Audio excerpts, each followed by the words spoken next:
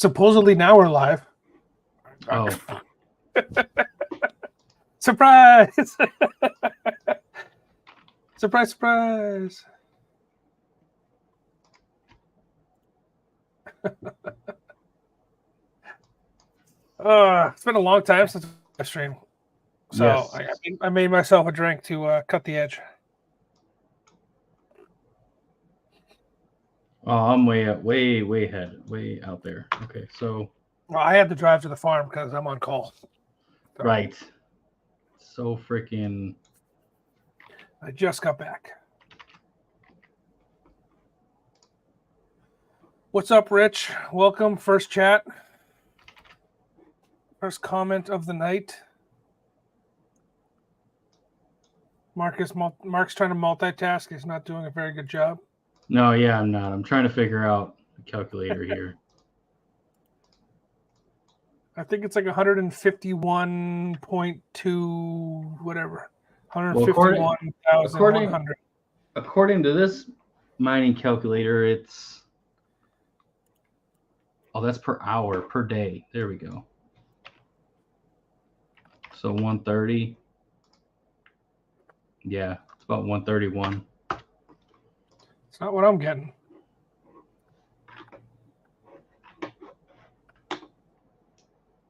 I got 151. I don't know, man. It's a little over 10 grand a day. Are you calculating in power costs? I took out power cost. No, I'm not. I shouldn't be. Why are calculators so different? Right? I'm at Coin Wars. Here. Crypto compare.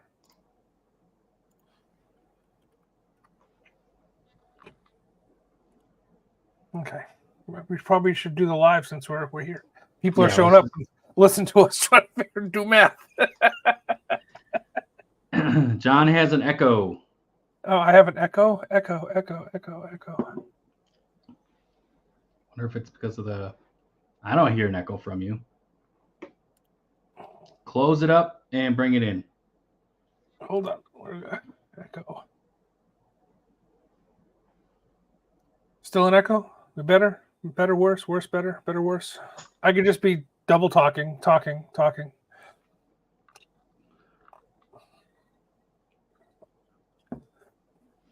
When I come out, I'm going to get one of those at the bar. That's going to be the new drink. It's not bad. I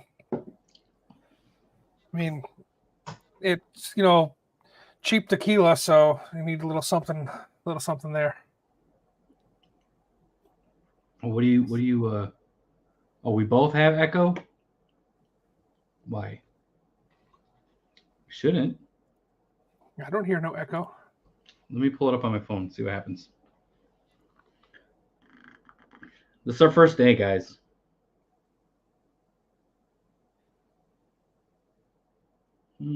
I actually have reduce mic background noise and echo cancellation on. So turn the echo cancellation off. I bet you that's what it is. You think so? You think so? Oh no, we're fine. Oh no, we're fine. Wait. Oh no, we're fine. Hello, test. Wait. 1, 2, echo. Oh no, we're fine. Oh yeah, dude. So I'm hearing something on your end. I think it's the speakers. Oh yeah, dude. So I'm hearing something on your end. I think it's the speakers. But if I turn my speakers off and I can't hear you.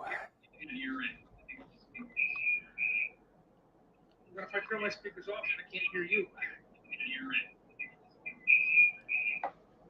Why are you?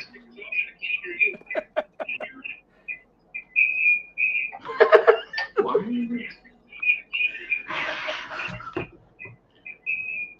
Oh. Now it's you. Now it's me? Well, it's because I had the YouTube.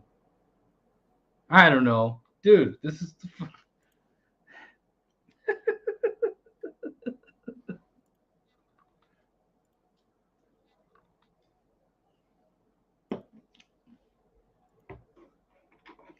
You're gonna have to deal with it because I can't figure it out. Sorry. Yeah. I have echo cancellation on. Let me remove that.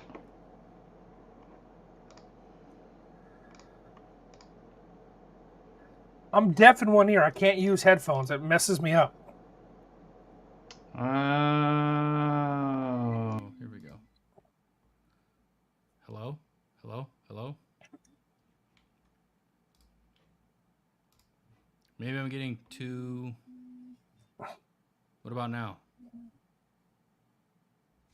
You sound muffled now. Now I sound muffled. Oh, on my end you sound muffled, but I turn my volume down, so maybe that's what it is.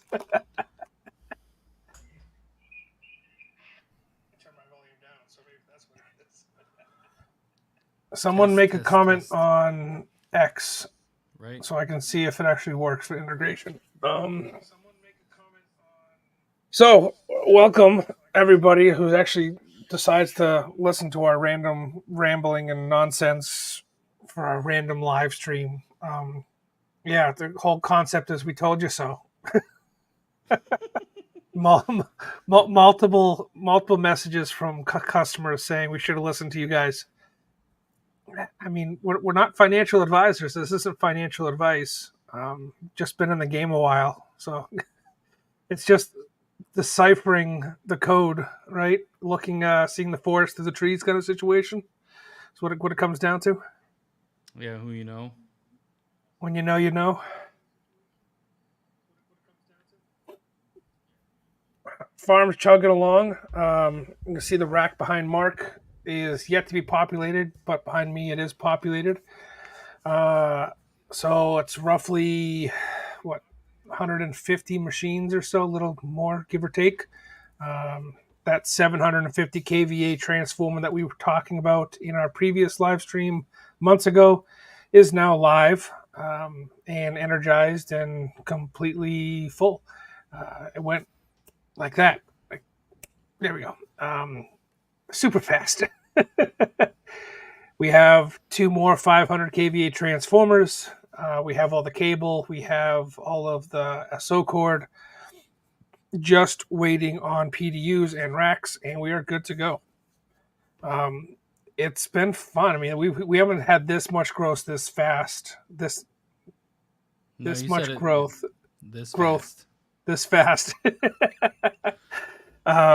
Since I think we first moved in, it's been slow and steady. And then it like all of a sudden kicks off. And I think a lot of it. I mean, we talked about it. We had kind of a business meeting at the end of the year internally, where we saw our revenue and our income, not income, but sales generated towards Christmas and New Year's.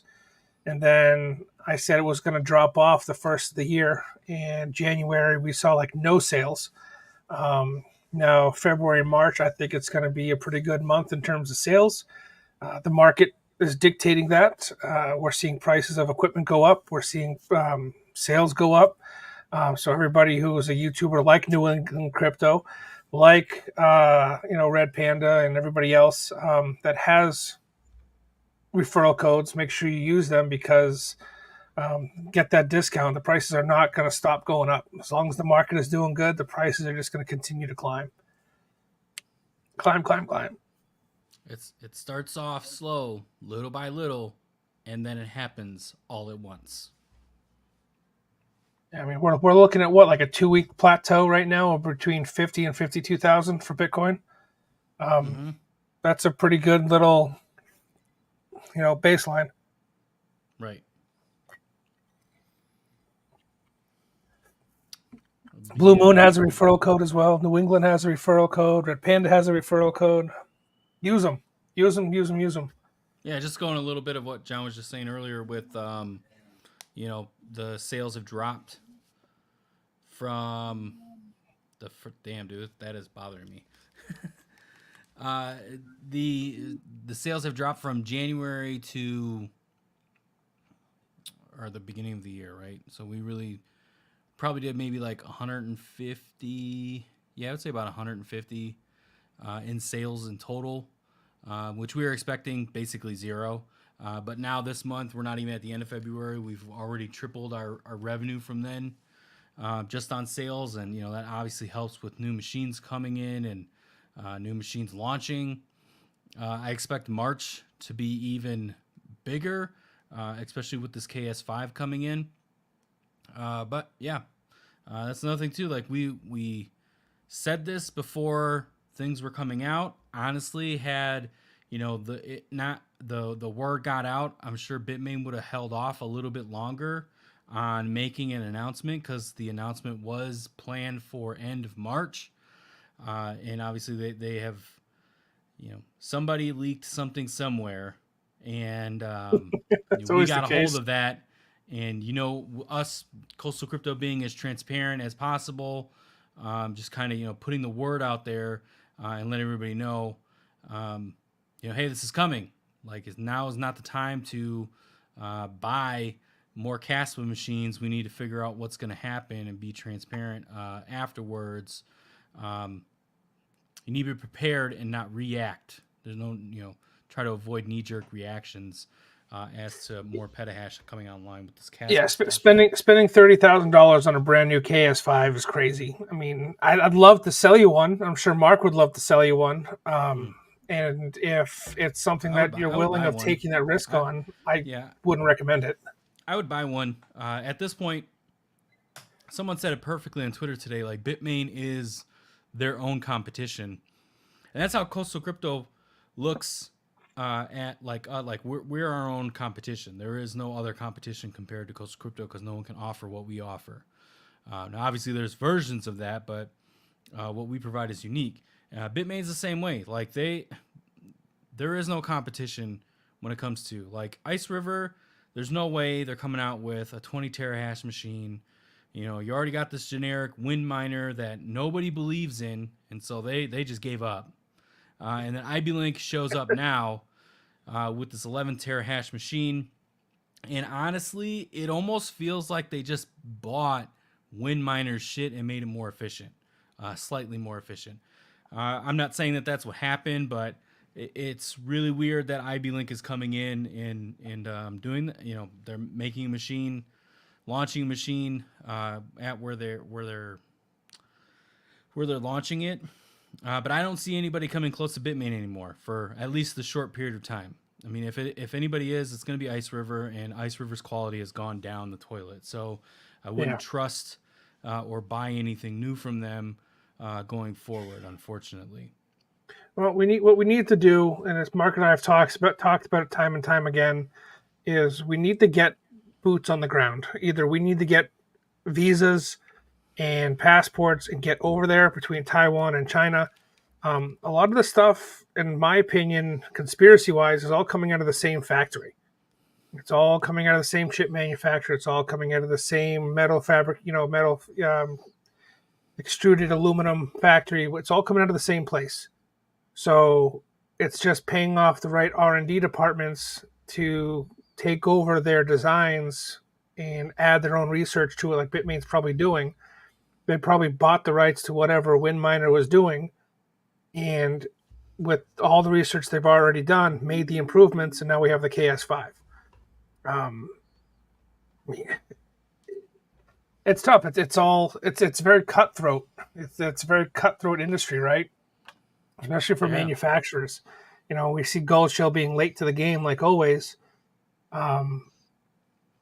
I think that's just Gold Shell sticking more to their principles and not, bending over to Bitmain, the overlord of ASIC manufacturing.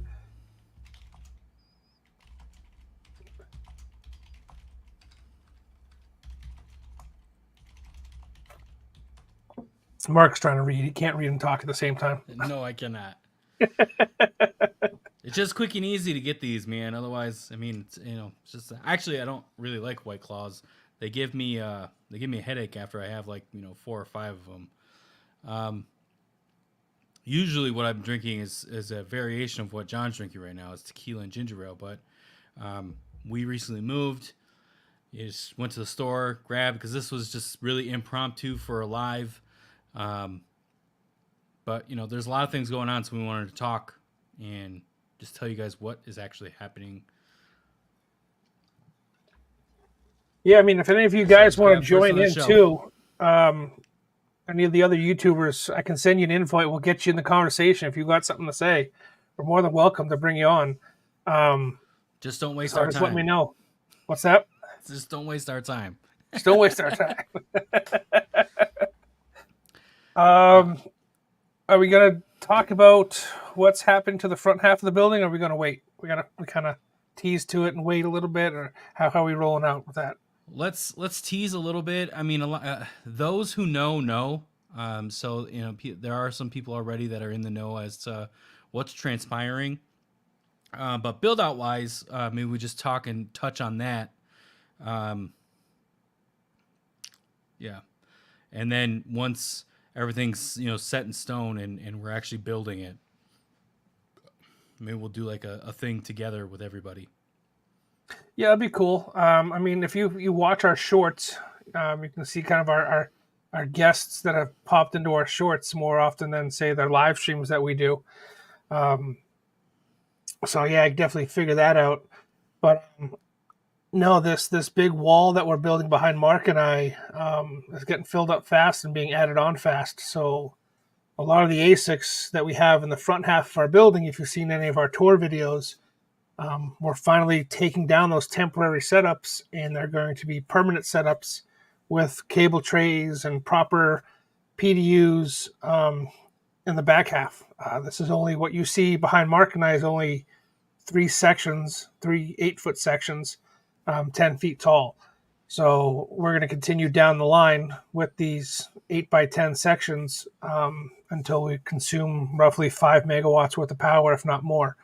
So we've already consumed 750 kVA. Got Yeah, another 1,000 kVA coming online here soon. I'm just going to keep plugging away at it. But that's and going to leave room and a clean space for somebody new to move into the front half of the building and to really take over some of the stuff that we just don't have time to do anymore. right. Kind of pass the buck, if you will. But And just you just know, to put it in retrospect, um, every 1,000 kVA is essentially a megawatt. So we are already in the back at 1.75 worth of megawatt. That is either wired and or being prepped to be wired and turned on. And when we get it wired, because our electrician is the man, when it comes crazy, to getting crazy. when it comes to getting this shit done. Uh, Once it is running, so are machines. Like there is no sitting around and just waiting to fill space or anything like that. Like I mean, you've seen me fly out there. For those that have been here, been our hosts to us, everything like that. You've seen me fly out to the facility, working late nights. I'll post a short like, "Yo, I'm done. We have this up and running," so on and so forth. I'm on my way out, or something along those lines. Or we're throwing ASIC machines off of lifts, just so you guys make sure you pay your hosting dues. So But I no, here I'm going to interrupt you. I'm going to put this video up real quick. So great, everybody's machines are safe. Premise, you know, PSA. Everybody's machines are safe. You know, this all the main breakers were off to the PDUs, but we were in the process. So the 758 transformer was running. It's been running for a couple months. We had to make some changes to some PDUs. To do that, we had to shut off the main um, because I insisted on it. Our electrician was attempting to do it live, and we were both there drinking at like midnight. So I insisted we shut off the transformer. And this is what happened when we went to turn it back on. Let me see if I can share my video here. Where is it? Oh, it's like, nah, we'll do it hot. yeah. So this is.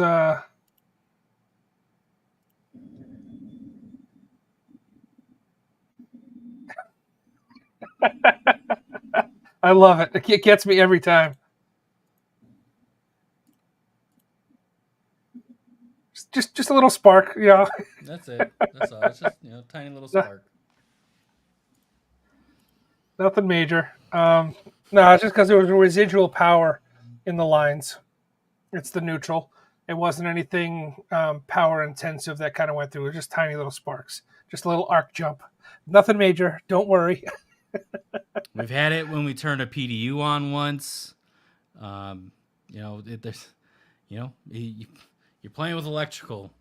Things are going to happen. Luckily, I mean, Yeah, like machines aren't connected when we're messing around like that. So, yeah. everything's fine. Yeah. Nothing to see here. Next time I'm out there, I'll go over the redundancy again so you guys can kind of see that. But just to talk about it, like we have this transformer that John just showed sparking, but right next to it is a switch gear which has 250 amp breakers on it, and the transformer goes up to a 1200 amp breaker on another switch gear. So it's like breaker to breaker, right? And then it goes to the PDUs, which each PDU has their own 50 amp breaker.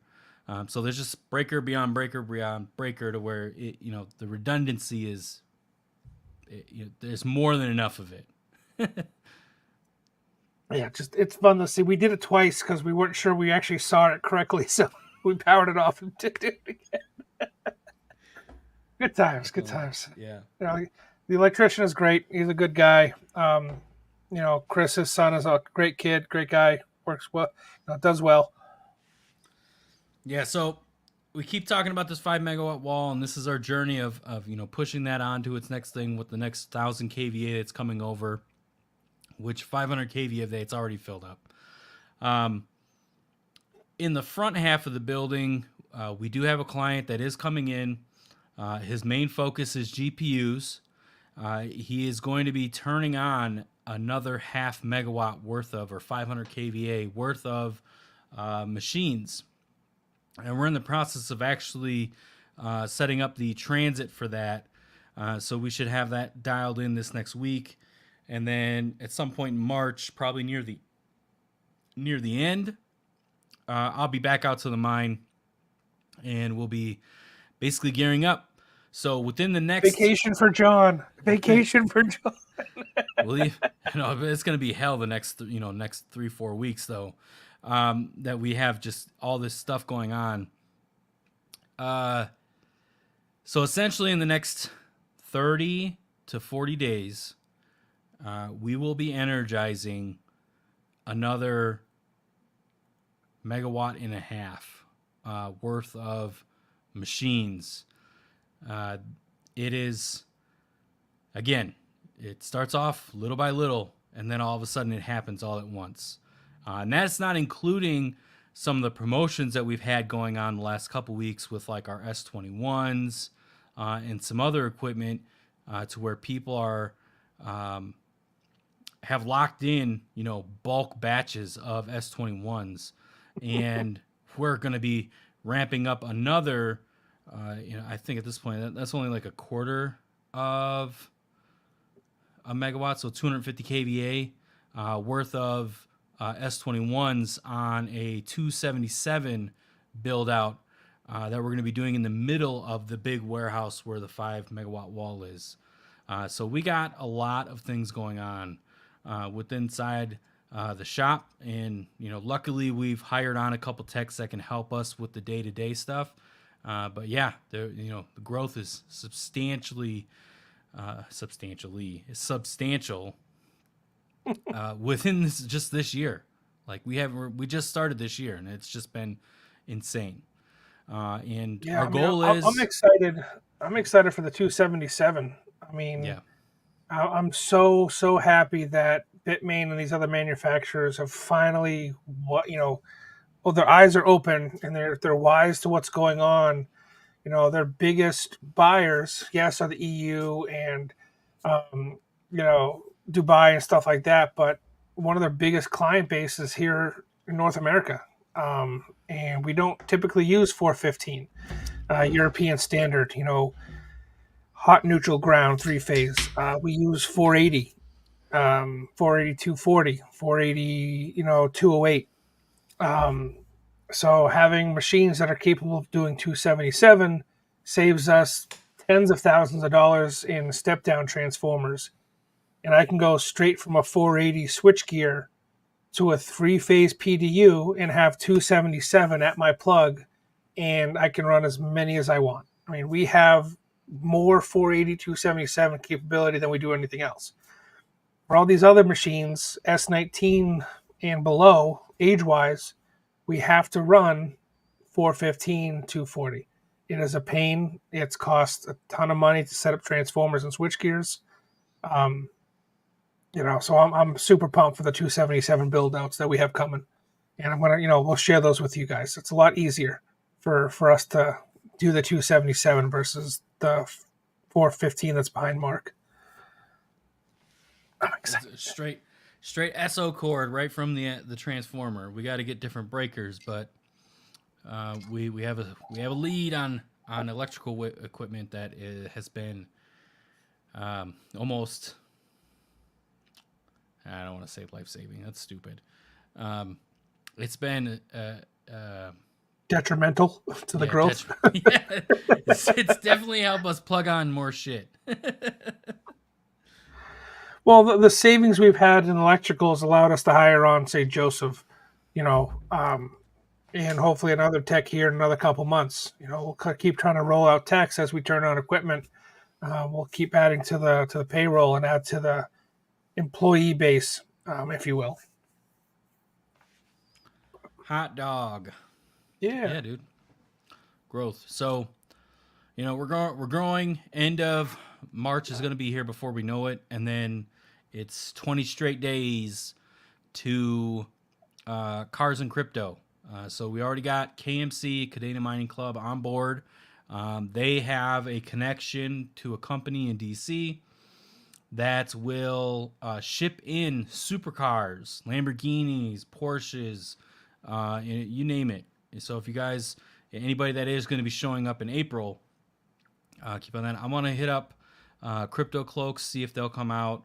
We need to get like a coffee company or something. Already got it. You already got it? Already Boom. got it. Damn. H&C, a local coffee brand. I'll have to share this video out with our event planner. Her husband's family actually owns H&C Coffee, local Oh, coffee brand nice. here in Roanoke. They're going to come out and do free coffee for the first hour, 2 hours or so. The event starts at 11 a.m., 10:30, 11 a.m., but it's going to go until it goes. We're not going to have a date or an end time. So, working on beer, working on events for the kids, working on a bunch of other stuff to make it a fun time, not just a car show, but more of an event. Any YouTubers out there that want to show up and you want your name on the flyer, let us know. This is our first annual event, so we're not charging anything for people to come out and see you and talk to you. So if you want to be a part of the event, you want to do something, you want to speak, we have like a little auditorium hall cafeteria. We're going to set up, screens and tables, questions and answers. So if you want to set something up, we'll block out some time for you in that room. Just hit me up and we'll get you on the flyer so people know that you're going to be there. Let's do it. We're getting close. It's getting down to the wire here. I'm getting excited. Our coastal crypto car will be here on Monday. Apparently, Mark decided to ship it. Yeah. Yeah. No, will it be Monday? Oh shit! Yeah, it will be. Wow. Did they call you already? No, I mean that's what I had to hear it from a text message. Thank God we share with the business shares a line because I had no idea it was getting shipped until I saw the transaction and the invoice. Dude, I didn't even know they were showing up until they called me 40 minutes before. Hey, we're almost there. I thought you were going to give it one last call to try to get it inspected out there. Yeah, I was going to, and then I didn't. I'll see what I can do here locally. We'll have to figure that out. I have to. I forgot to put the title in the vehicle, so I have to send that out to you separate. Yes, please. I can't drive it if you don't send me the title. At least I can't even get temporary plates. Right.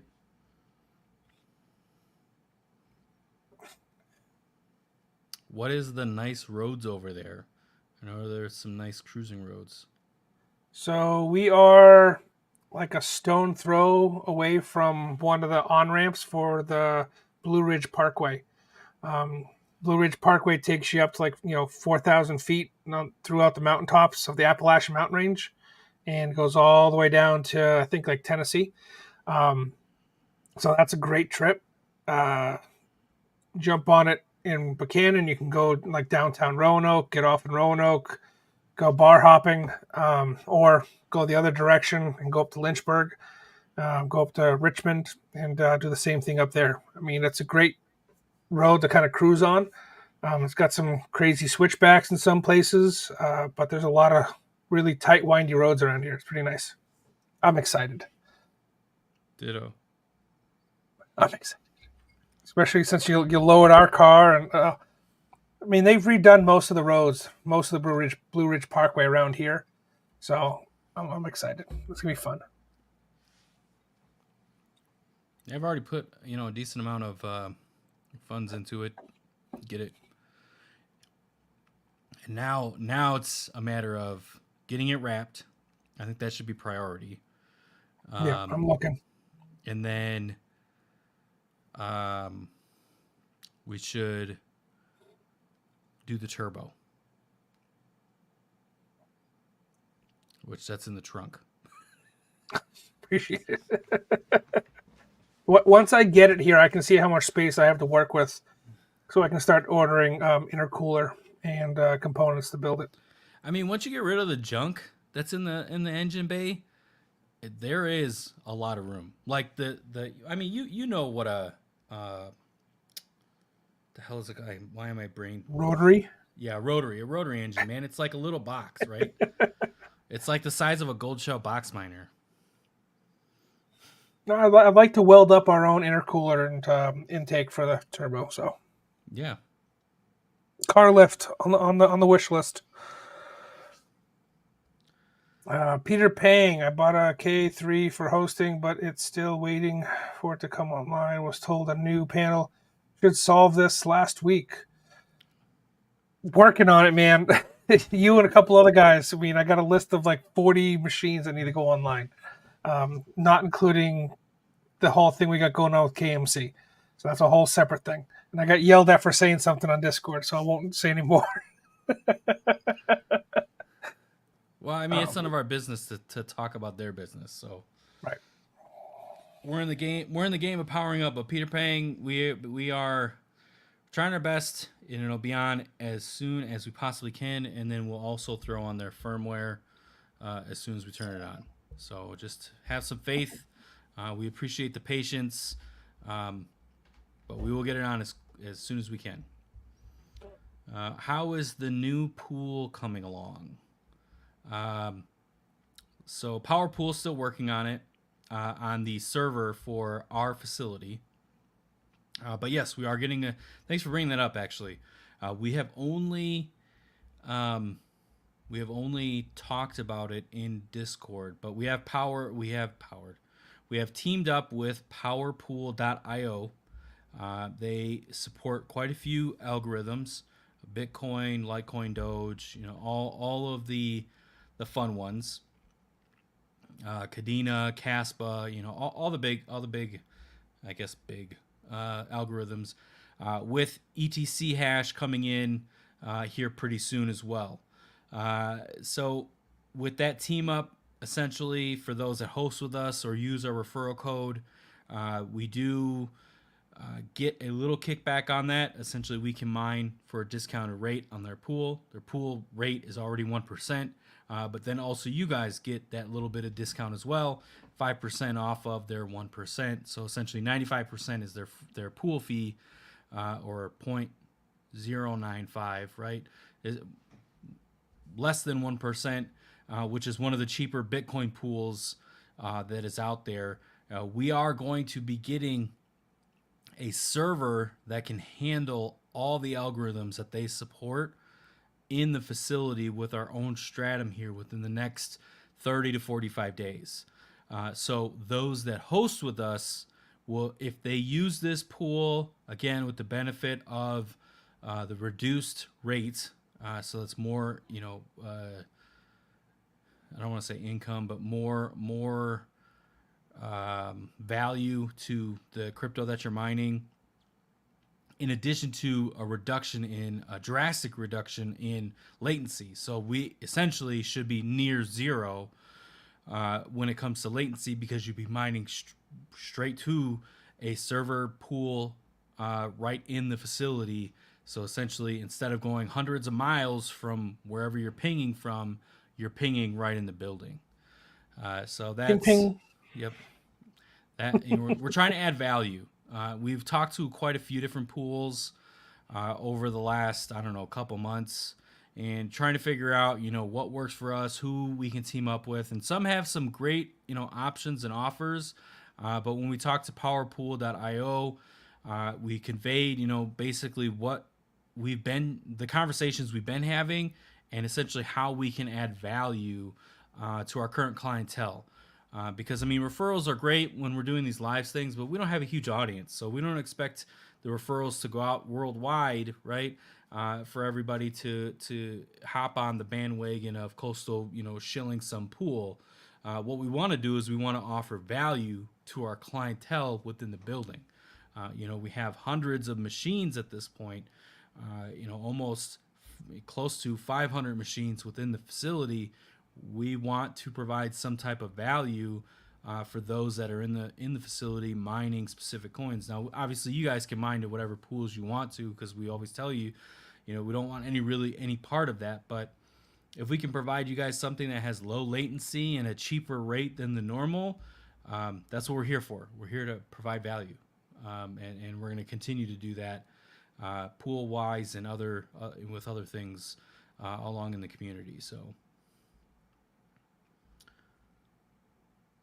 Yeah. Woohoo! Not the shill powerpool.io. But No, we're I definitely. mean, we've talked about having somebody build a pool for us in house. We've talked about that from the very beginning. Something that we wanted to do. Um, even especially considering that our token will be mineable at some point in time. We wanted to have some kind of pool in house, but this kind of kills two birds with one stone. We'll have a pool in house, but we'll have no maintenance on top of it because the maintenance will be there on their shoulders, not ours, which is nice. Um, so Yes. trying to, like Mark said, trying to bring value to the brand, trying to bring value to people who host with us and support the community. You know, And if doing it this way, because what some farms will do is they'll put up a node, but then they'll ask for control over you mining to the node, right? So doing it this way, we still have the flexibility of you can connect to whoever you want, but if you want, the most yield within your, whatever token you're mining or coin you're mining, then at that point, mining on a machine that's within a server that's within the farm obviously will bring that yield, will maximize that yield for you. Did the stream kill or something? Because we only got a couple people. No more comments coming through.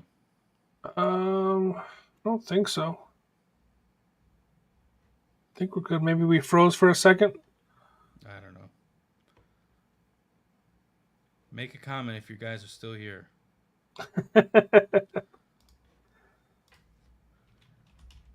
Says, Mr. Microphone, your microphone is too low. My microphone is too low. How about now? How about now? Yeah, better. Better? Better. My S19 is on the way. Buy another one from you guys to host. We got them. I got a couple left for S19 95Ts. So don't want to sell them, but for you, we'll make an exception. I want a mine on it. We do have a couple 104s, S19 104s. If you guys are looking for something along those lines, they're 860 a pop. The rack fee is applicable, but they are in the shop. They're sitting on the floor, and I think we have maybe like 2 or 3 of them. So if you guys want to look at those, just let us know. They're like 100. Yeah, I think, or maybe there's like 4, maybe. Whatever. Yeah, somewhere around there. But yes, we have those, and we can get them up when we start booting everything else up. So in a couple weeks, mid March, basically, is what I've been telling that. So Listening to you guys blab. Yeah, okay, Jason. Just listen to you guys blab. Jerk. Just kidding. Forget buying you lunch, man. Come on. Oh, did he see Norman Bates' hotel? Yeah, I took him over to the foot of the hill, foot of the mountain, whatever it is. He saw the Bates Hotel. Creepy ass Oh, Hawk hotel. Mining commented. What's up, fellas? What's up, Hawk? Welcome. Oh, John, I'm supposed to remind you. You're supposed to reach out to Hawk because I guess we're supposed to team up or something. Just letting you know. Let me add it to my to-do list along with Right. Chris. You know, I'll make Chris reach out. Sorry, There you Hawk. go. There you go, Hawk. I told John. I reminded him. You're welcome. In all transparency, he reminded me like 2 weeks ago as well. Yeah, whenever you said something on the thing, I guess we're supposed to have a team up with Hawk. Figure it out. Terra Hosting is now going to be accepting all of our ones and twosies. They don't know this yet, but essentially anybody that comes with us with one machine, I'm directing them right to them. There you go, guys.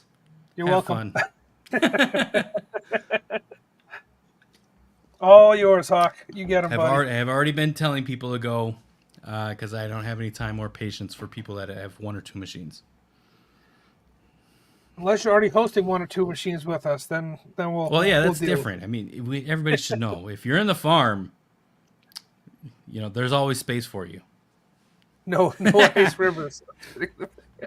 Surprisingly, we have the ice river situation pretty dialed in. We had a small hiccup today, but beyond that, they are working themselves out, and we have a good relationship with Foreman, so we've been working, coincide with them to get the ice rivers situated. Hell yeah, OGs, man. OGs, man. The OGs that came in the farm. They've been here since day one, basically. But he doesn't have one or two machines. And Tager's got a few. He's stacking them. Every once in a while, we see another one come online for him. I made him feel special. I was like, you're one of our big clients.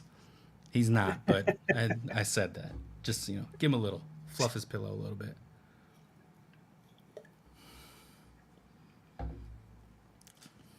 Yeah, I think I'm trying to think. So Integra, he's been with us almost from the beginning, right? Essentially.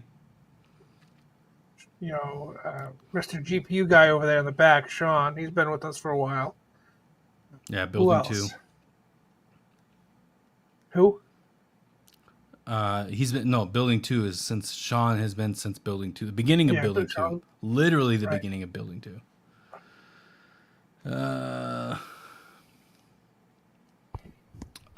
And since before Hawk leaves, S19 K Pros, the 120Ts, we're gonna do them for 1814 during this live stream. If anybody wants to know, or if anybody needs a machine, just during this live stream, VAT, taxes, everything else is all included.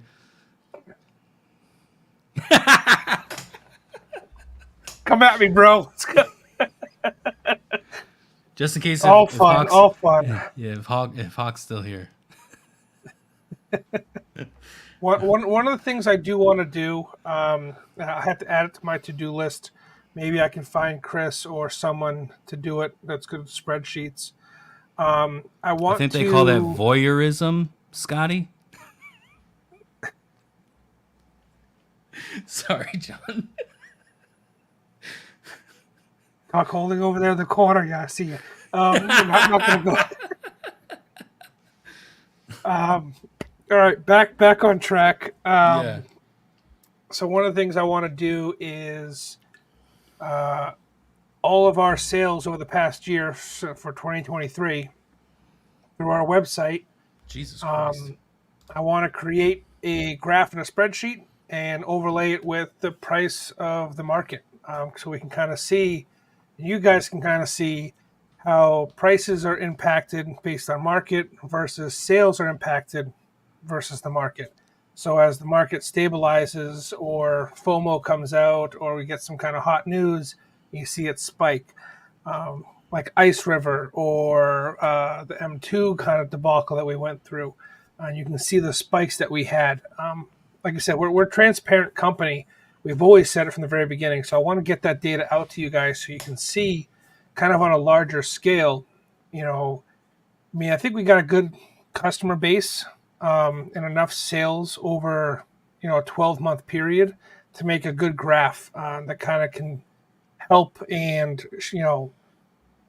predict what we're going to see this next bull market based upon what we saw in this bear market, 2023, 2022 kind of sales.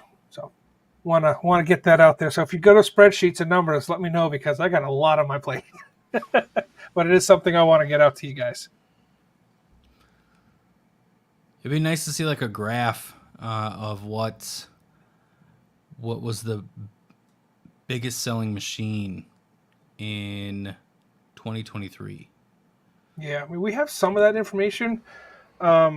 What's tricky though is a lot of the stuff, like our bulk deals, were invoiced separately outside of our site, Oh or they were yeah, intake differently. So it's not 100% accurate, but it is fairly close. I really tried hard this year to make sure it was all in one place. Yeah, I think it's only like a one or two, maybe a handful of orders that were outside the scope. Yeah, but they were big ones. I wouldn't have if I wouldn't have done it outside of the normal invoicing system if it wasn't a big a big There's client. Brian with a big brain. Yeah, pivot table. That's what we need. I don't know what that is. What is that? Show it's a pivot table. Pivot table is a pivot table. Yeah. Is it like a pie chart? I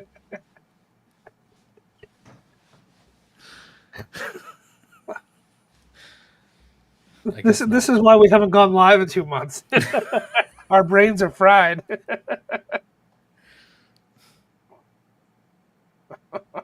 Yes. All right. So it is skewed a little bit. The chart that I'm looking at because it's based on dollar value. We could sell 50 machines at $100 and still, you know, we sell two machines at $1,000 or five machines at $1,000 and the chart gets thrown off. Um, I want to do year to date. Like right now, Ivy Link is our top seller because it's an expensive machine. Oh, this month. Yeah. Yeah. Well, no, yeah, last 30 days. So let me do year to date. Let's do custom chart. You can't do last year's? Trying.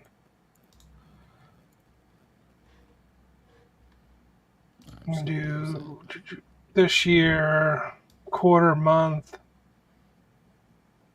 I have to do custom chart. 2023.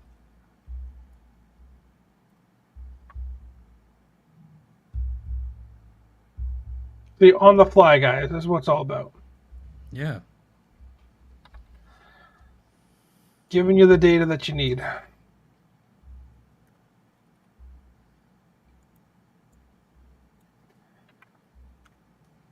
We're Look also in that the market for a Zamboni. If anybody's has a connect to that, a John floor shoot a exam. bunch. Yeah, something you can ride on or push. I sent you a couple that were on Amazon. Dude, I, it'd be way cooler if we could just get one of those Walmart ones. If they weren't like $80 million. Oh, the automated ones. Mm-hmm. Yeah, we ain't getting that. Um, Interesting. So, can you guess which machine came in one, two, and three? Can you guys guess which machines were most popular last year? So we're doing, first of 20, January 1st to 12/30, 2023. The KS3M. Bingo. Mark hit it right on the head. So that's number one. What's number two? S19. Nope. Damn, really? No Bitcoin? No Bitcoin. The hell did we sell? I'm actually surprised, but it did well for us. KS3.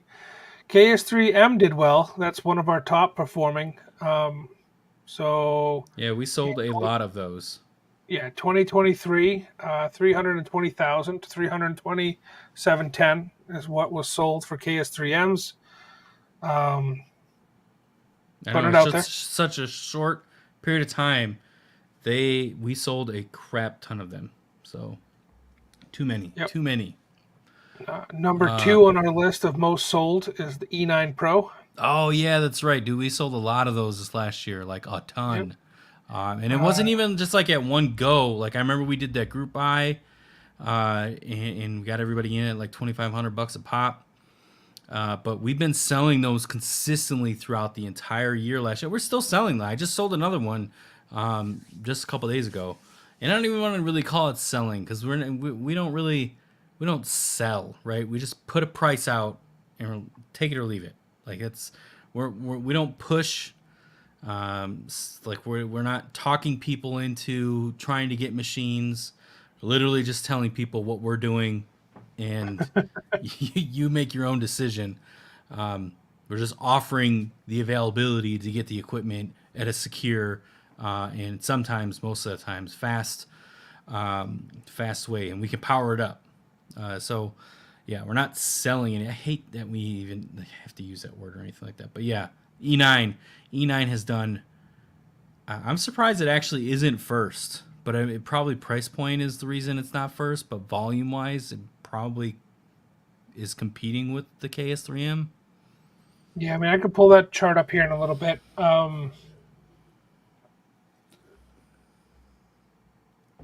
So many KS3Ms. Like I'm just so sick of them. And then, you're starting to implement them in the farm, in the facility, and monitoring them becomes just such a hassle. Well, initially, now it's obviously starting to staple out, but it's just You ready to keep going? it was difficult. Yeah. So number three on the list is the KS Pro, KS0 Pro. Oh, jeez. So much Caspa. Yes, we sold so many of those. $128,398 in sales for the KS0 Pro. L7 is number four with 124,342. This is over 12 months. This is the span of 12 months in sales. Number five is the KS2. Number six is the KS1. Number seven is the M2. Eight is finally a Bitcoin. We have the S19Ks, the 115s. And then we have the 120T S19J Pro. And then Ice River KS3. Not the KS3, just the KS3. L7 8800s. And 95T variant that we did that whole bulk deal on. And then the final one is, again, we have two L7s here. Oh, sorry, L7 9050 is number 15. Damn, dude. So lots of Caspa machines. We got a few spots in there for the L7s. We got two spots in there for different variants, or three spots for different variants of Bitcoin miners. But mainly Caspa machines this year. Caspa's been very popular. Getting that Caspa, racking up, building up that bag. It's cool to see. We were on Caspa when GPU mining was a thing. So we were mining it. I'd say like last year, March, April. We built a decent enough bag. Unlike some of the other YouTubers, we have yet to sell. So don't call anybody out. Don't be mean. I'm not. Don't throw Right, right. shade. Don't You easy. have No cap, you're man. selling, yeah, you're selling it for a reason. He and the other person, one person I'm thinking about, he sold it for a legit reason. So it's not like, but no, we haven't sold anything yet. $5 Caspa, he says. I don't know about that. My next expectation is $1, but I don't know. It's very tough to. Anything really can happen once Bitcoin hits like 130, 140.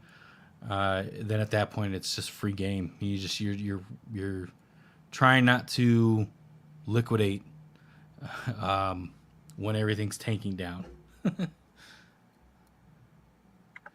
Throw that shade, he says. Hold on, let me get my blinds. No shade. Yes. So our biggest months over the last year, September, November, October, and mid November were our biggest. mid-November, not just November. No, I'd say mid November, beginning of December were pretty big for us. Oh, with It this was Alphium stuff. yeah. Uh, Alphium. It, yeah, obviously ASICs are inbound because Bitmain's not going to team up with a project that's not going to be making an ASIC. But They're already mining them. They already got them. It's already if I'm rolling. gonna, yeah, if I'm gonna throw shade, I'll definitely throw shade at a project. Like I don't see what value Alphium is providing that isn't already on the market. I have just a hard time of even wasting any time trying to accumulate a bag or non-bag. Like I don't get it. They took advantage of GPU miners as soon as Caspa became unmineable, and here we are. Give me some type of innovative anything that they're doing that other projects are not already doing it. $3 Caspa on a blow off top. I don't know, man. Like I said, I expect $1, but seeing something like Cadena happen where we're at $125 a pop, I don't know. Where are we at now? I mean, last I checked, Caspa was, We're you back in the know, 16s again. are they? 16 cents. They were pretty close to the Litecoin. Yeah, so right now, looking on the charts, Caspa is at number 28. Um, up there, up 5% today, just about 5%. We're at 17.13.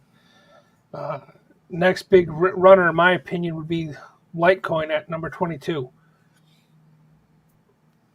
So that's what we would shoot for. I mean, market cap wise, Caspa is at 3.9 and Litecoin is at 5.2. So Litecoin value is at $70 a coin. Um, The emissions I is mean, nowhere near. Like Litecoin's emission is nowhere near Caspa. Like Caspa's emission is just so aggressive. I don't yeah. know.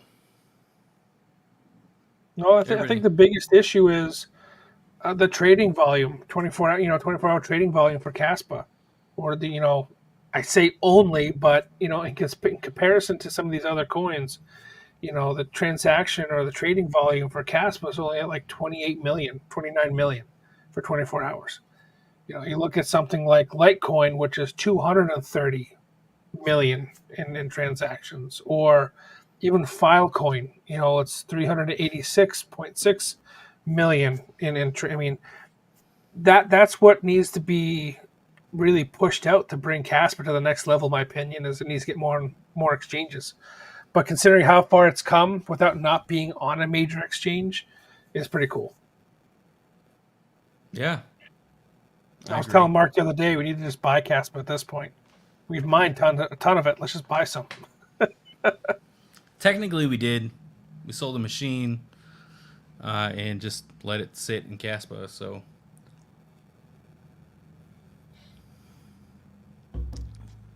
technically. I was going to try to do mining Bitcoin and getting paid out in Caspa a little bit, but that seemed to start hurting us, so we decided not to do that. Let's just try for a day doing, I know you're doing 95 to 5 on Power Pool. Let's do 100% for a day, see what happens. Yeah? Go for it. I'll do it right now. Wait until our next payout. But I tell you what, dude, having conviction, and me and John have this conversation, I would say, especially like this last week, we have at least made mention of it just a little bit. Having conviction and not liquidating Caspa has been so difficult, especially when it was considering hitting. we built our company on Doge. Yeah, right. Kind of in the same wheelhouse again, right? I mean, Yeah. we sold, or I sold, and Mark did too. I mean, we sold a bunch of Doge to get the first deposit for the first building we were in. I mean, we literally built the foundation of our company on Doge. And we sold it at, I sold it at a decent price, so I'm not mad about it, considering what it's at now.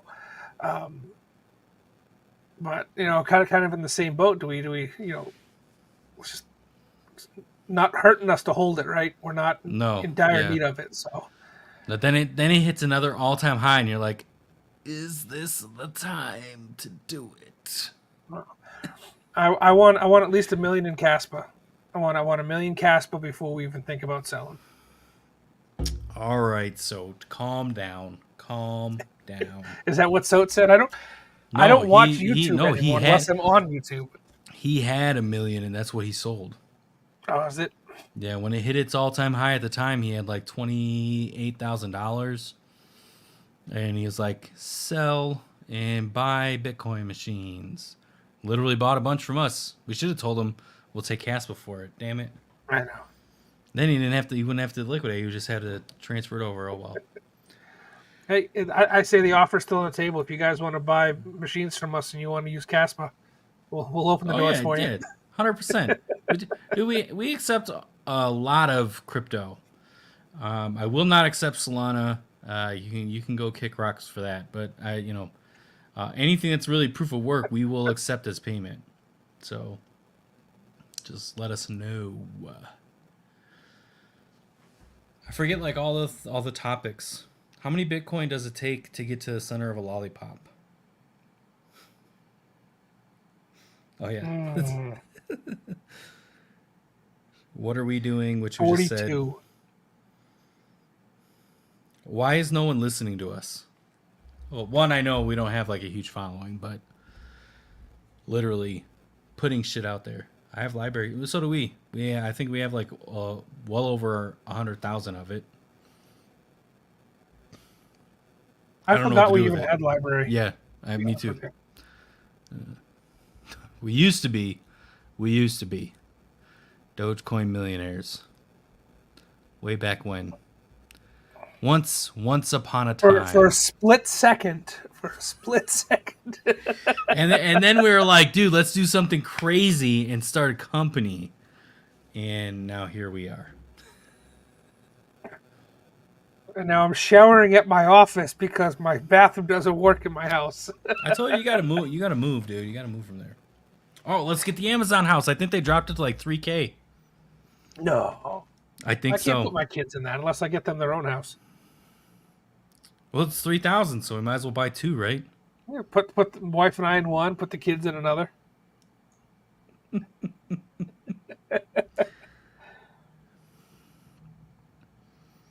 Oh, I should do like a short. So we recently moved to this new house. The front door doesn't have like any type of security screen or like blinds or anything like that. So I went and got tint where it's like mirrored on one side and you can see through the other side. And like I'm not good at tint. So I was thinking I had a path to get this done in my head. and I was not thinking completely. And I should do a short as to like how I did, what it looks like, because it looks terrible on one side, but okay on the other. Air bubbles and everything else.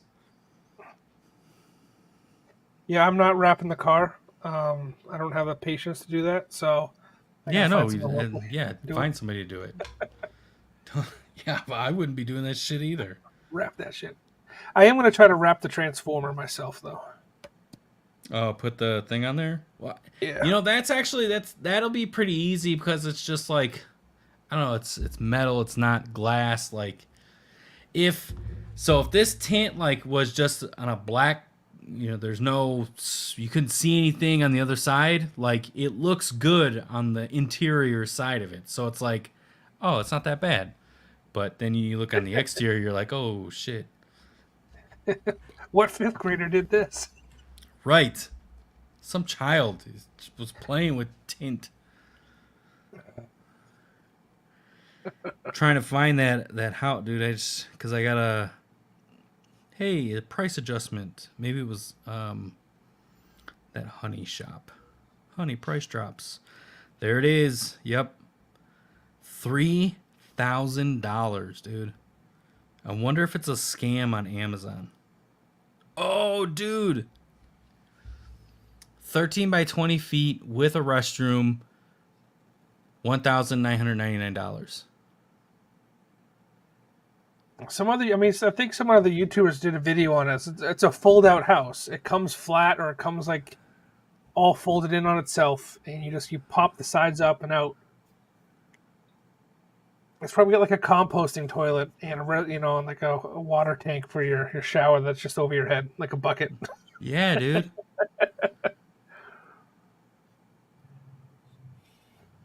I just shared it to you. It's on Amazon, of all places. Why don't you put it in Discord? Yeah, I put it in Discord.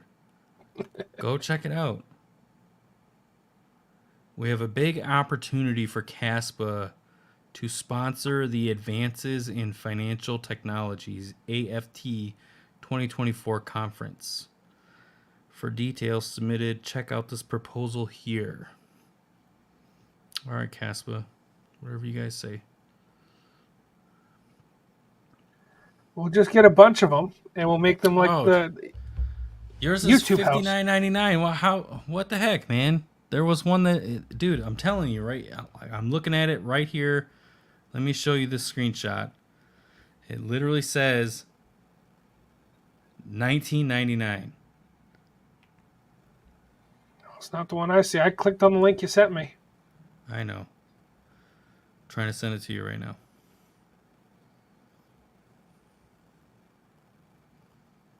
Direct messages, John Post.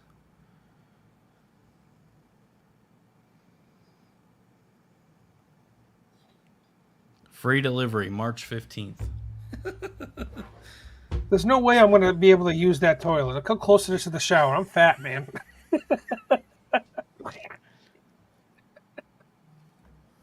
I'll have to open up the shower just to go to the bathroom.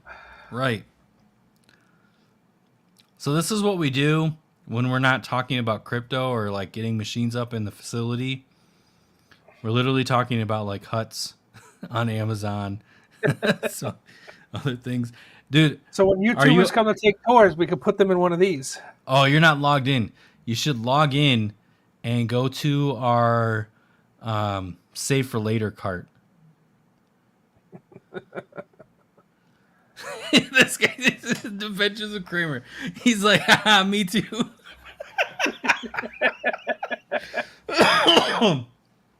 Can't help it.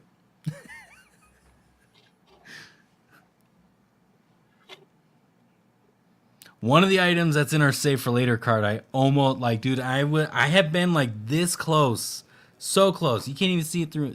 I can't. It's so close from pulling the trigger on just ordering it and having it show up and not tell you. Well, I won't look then. I won't look too deeply into the cart. You'll know what it is as soon as you see it, though.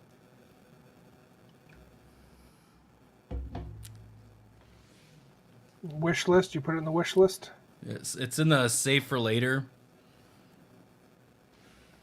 Is there a save for later? Just go to our cart. It should be there. Like, yep, there it is.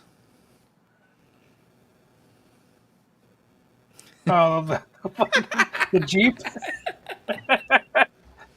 There's a guy in Buchanan that sells them.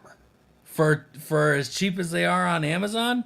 I don't know about that, but there's a guy here that sells them. That's funny. I've been Tiny like house so kids. so close. Show bring it up on the stream. Everybody doesn't know what we're looking at. This is my save for later. I mean, put a little trailer hitch on the back. I can drive the ASICs around the shop. Yeah, exactly. Bring them back to the 5 megawatt. It's from the dock, the shipping bay. It's already coastal crypto colors and everything. That's fun. It's hilarious. Look how they ship it. That's crazy. I've been looking at like small little box trucks too from China, but I cannot get a good rep on the line to like go over details. There's a K truck dealer in Roanoke. Is there? How much do Yes. they want for one? They have them out front for like 2,500 up to like all tricked out to like 15K. Jesus, 2,500 something. That's not bad. What's that? What? That one comes with like a nothing. Probably. Pull start. Yeah, like we were looking for fans last night, and like, oh, we found this good deal on this one. Didn't come with a motor.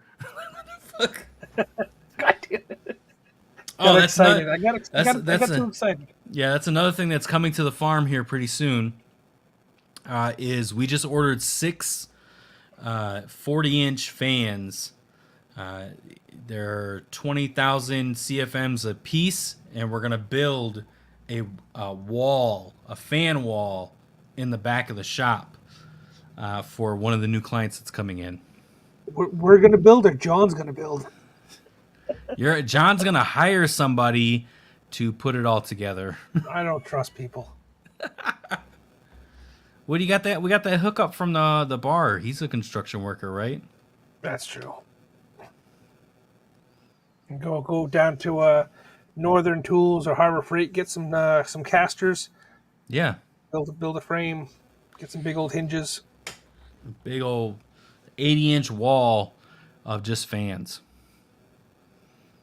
Mark has been talking 20, about this 40, goddamn 60. fan wall for I think 2 years now. Yeah. So that'd be 120,000 CFMs just pumping right out of one of the garage doors. Hell yeah, dude.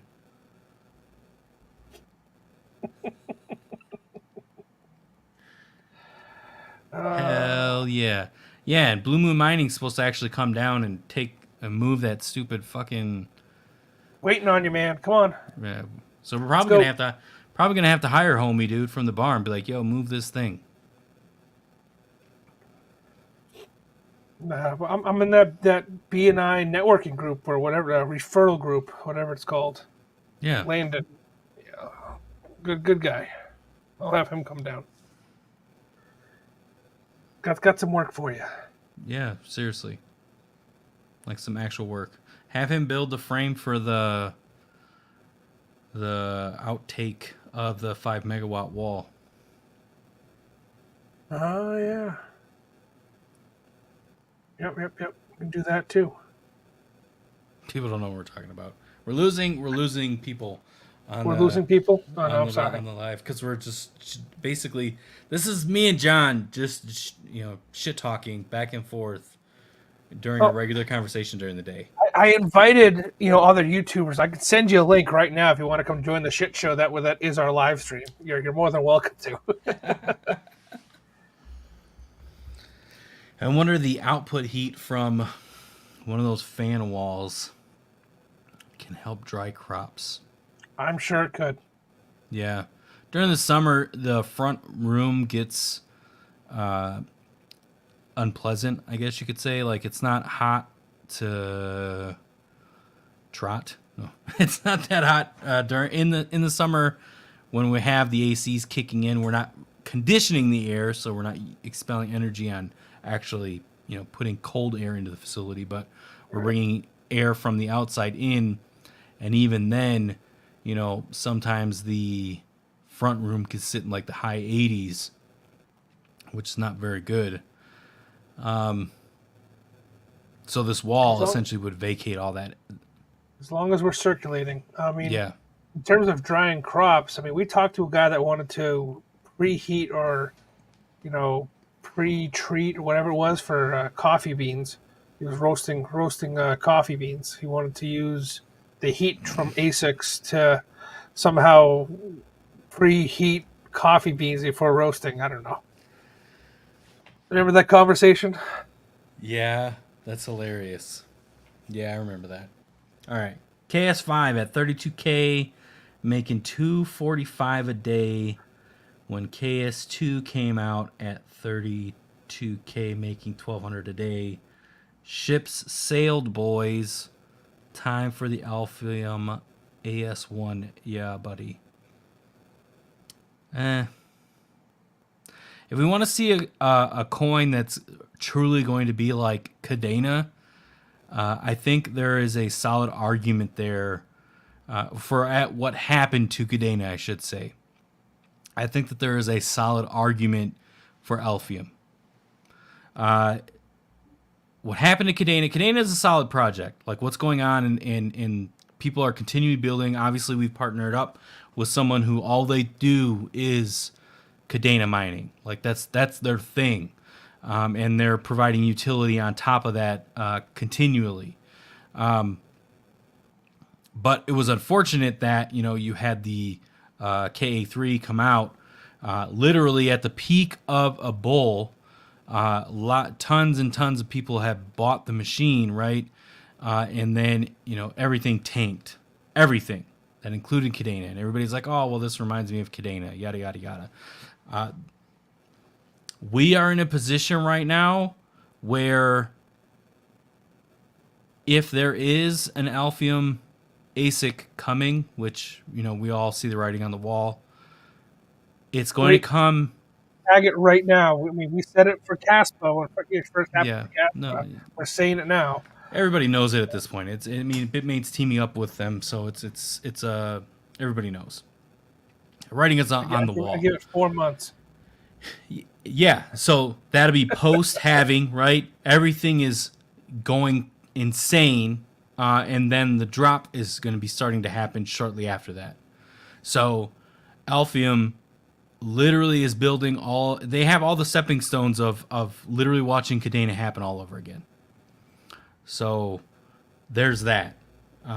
Is CASP going to do that? I don't know. I think the emissions are way too aggressive. That I think at this point it's going to be Bitcoin-esque. Maybe not volume wise or like in comparison to fiat at all, but I don't think that we're going to see what happened to Cadena happen to Caspa, regardless of the bag that we hold or not hold. I think we're going to see a big transition from hash rate on pool networks for Caspa to people solo mining Caspa. I think we're going to see a huge uptick in that as we get closer to the bottom of this emissions for Caspa. I have seen that pool / the pool house. I know the bathhouse is what they call them in New York. It's so weird. Like I know that's like a cultural thing, and New York is a huge melting pot with a bunch of different cultures. But the whole idea of a bathhouse, regardless of how it's heated, I think it's cool that it's heated by ASICs. But the whole idea of that is just weird. Well, I mean, think about it. It's a dual loop system, right? So you're not Yeah. actually the spa water is not actually touching the fluid that's circulating around the machines. No. It's a heat exchange, right? So, I mean, think about it. It's a dual loop system, right? So you're not actually the spa water is not actually touching the fluid that's circulating around the machines. No. It's a heat exchange, right? So, I mean, think about it. It's a I mean, I don't think the machines are going to get the water hot enough for a spa, but it would be at least a preheat for cutting down your electrical cost on using like a heater pump for your spa if it's Well, a large enough. according to the video that I saw for this, he says that the ASICs do all the work. So I'm assuming that he has enough. He has, I think, one or two tanks that were provided by DCE. It's just so weird. Bathhouses just don't make sense to me. I don't want to sit in a tub with a bunch of naked dudes. It doesn't. It's just so weird. But we have seen immersion setups in downtown areas where skyscrapers exist in major metropolitans. We've seen setups that literally empty out into the local river of that major metropolitan downtown area. And you wouldn't think of it. Like, it's just insane to even fathom that there is like multiple megawatts being immersion mined in these skyscrapers, providing heat for the building and such. And then to just, excess heat, water, everything, coolant is just being spilled out into a river, and no one is the wiser. Like, it's just crazy. Well, they're utilizing an old system that was already in place for the building. Mm-hmm. So, I saw it a lot when I was home in Boston. People that were on the Charles River, other cities that are like that. You have whether you're on the Hudson or you're on Chicago River, wherever it is, these skyscrapers were built next to the river for this particular reason. So they have 6, 8, 10-inch pipes going to the basements of these high rises for cooling, for heat, for whatever radiant heat, whatever it is for the building that's now been either decommissioned or repurposed for immersion setups, which is cool. Running through an old school steam heating system. Yeah, basically. So, I mean, if you went to downtown, oh shit, I almost said it. Basically, a metropolitan area, saw some of the older skyscrapers and thought about how their heating systems were and how immersion could impact it. More than likely, there's an immersion system there now. Adventures with Kramer is literally trying to get me to go off on a rant. Like, I'm pretty sure. He's been looking at our Twitter and just trying to find topics to talk about that I've been posting. Are the other brand non-Ice River mining more stable in your experience? Yes. He said, everything is more stable than Ice River. Control board wise, yeah. I think the thing is, at this point, especially with Caspa mining, you're either brand or you're non-brand. And brand, I should say brand name or non-brand name. At this point, either you're getting a Bitmain or you have to deal with the consequences of getting something that's not Bitmain. Obviously, Bitmain has their own problems when it comes to machine, but their track record and quality and actually servicing their machines is way better than every other manufacturer that's here. IBLink is good, and in our past experiences on quality of machines, it's on par with Ice River, and that's not saying a lot. But their response to fixing the issue is on a level of Bitmain. So IBLink is a good contender, but it's still not brand name. Like, at this point, either when you're mining Caspa, either buy an ant miner or you're going to be dealing with issues, essentially. Gold Shell, their quality is all right. I mean, they have everything's kind of hit or miss when it comes to some of their machines. But the thing is that they don't make efficient machines. That's their MO. Like, they're about to launch a 1.5 terahash machine in Caspa, and I think that they've been delaying because they know that a new Caspa miner was coming that was going to wreck the market, basically, at least with lower machines, lower terahash machines, and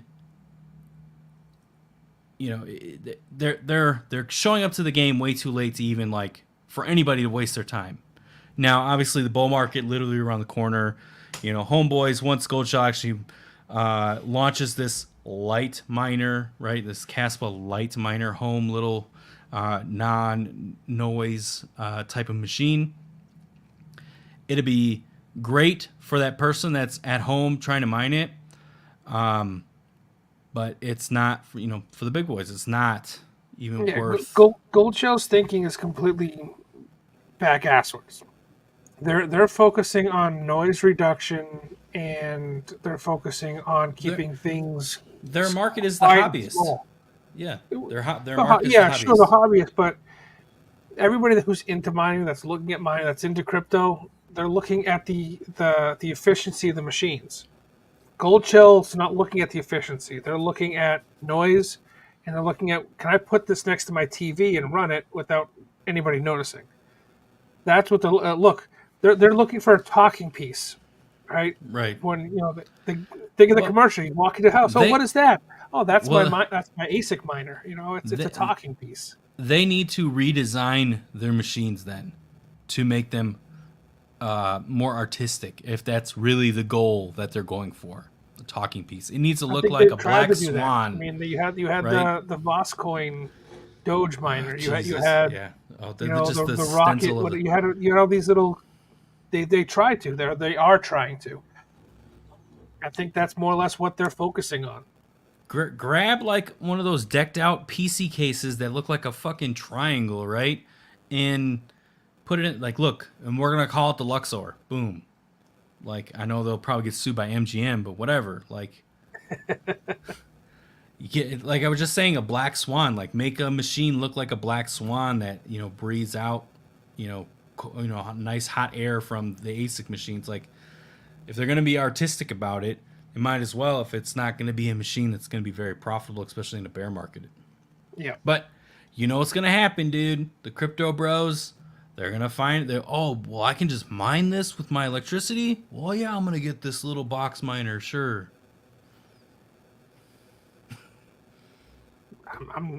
We're not hosting. We tried to help out the small box miner community. Yeah, fuck We're that. not doing it anymore. Yeah,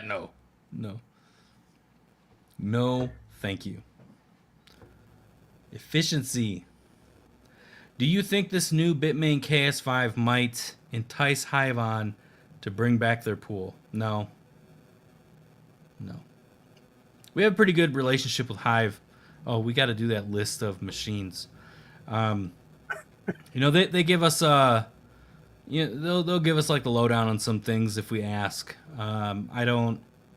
Their focus right now, I think, is just more firmware for BTC miners. Like if you are looking at like a BTC Maxi, nah. I mean, they are, but they aren't. I don't think they'll bring back their Caspa pool though. It's just not. We talked about this previously. Hive looks at they have a pool, they have a data source, and they're looking at what machines are number one being sold, and they're connected to a network. That's what they're looking at, and that's what they're focusing on. Caspa is great right now. It's profitable. People love it. It's the hot chick. But in terms of crypto longevity, there are more Bitcoin machines online than anything else, right? So that's where their focus is going to be.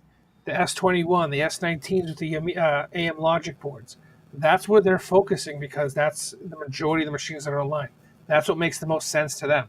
Is they're going to focus on the machines that are connected to the internet. Can I trade you 5 mini Doge Pro miners for an S19? The I'm S19 going to take that mini Doge miner. No. The S19 won't work, but yeah, we'll do that trade. I got a shell lying around someplace. S19i 92.5 terahash model burnt up. You can have it, sure.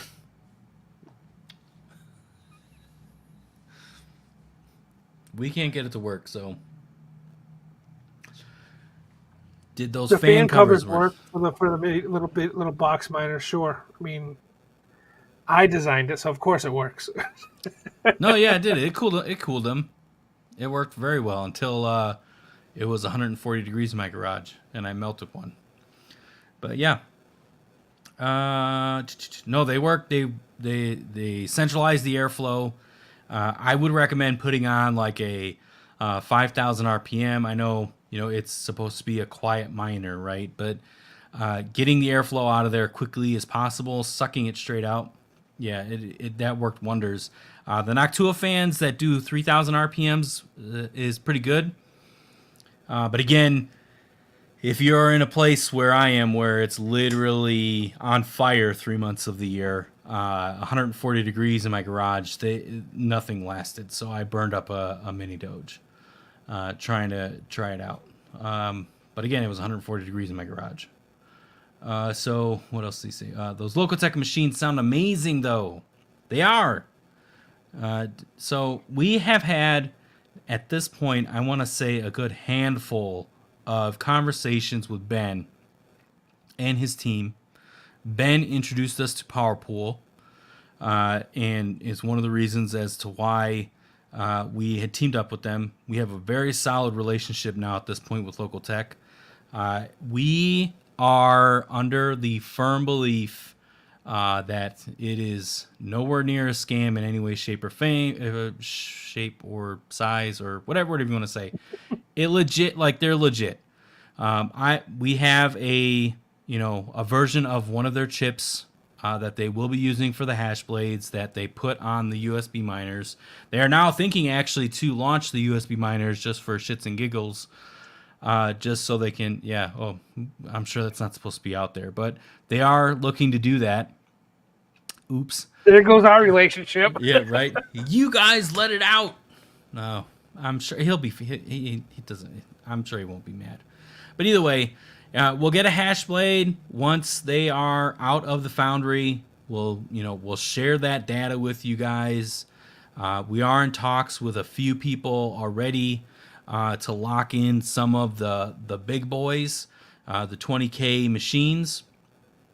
Everybody's like, the price is too much for whatever it is, and that's right now, right? So that's us at the end of a bear market. The prices seems high, but come bear market or bull market time, that price is going to be good. Like the value of those hash blades is going to be good. We're only still seeing rumors of the L9, so. Yeah. Only rumors. And at this point, I think that Bitmain's eyesight is pretty... Their vision is very tunneled right now. I don't know if Bitmain is going to launch a machine, and again, like I was saying earlier in the stream, Bitmain's competition is Bitmain. No one else. They could give a fuck about Ice River. They could care less about Locotech. They could care, any other company. And I've said this multiple times in multiple live streams. Like, they don't care. Like, they will crush the competition because their only competition is themselves. So, if they are, based on previous history and track records of every single other script miner that's out there, they will announce something June or July that it is coming, the L9. We will get they'll be at some conference, Bitcoin Tennessee or whatever, right? It used to be in Miami, now they moved to Tennessee, but it'll be somewhere like that. They'll announce the L9. They will sell so many of them, but they will not launch it until around September of this next year.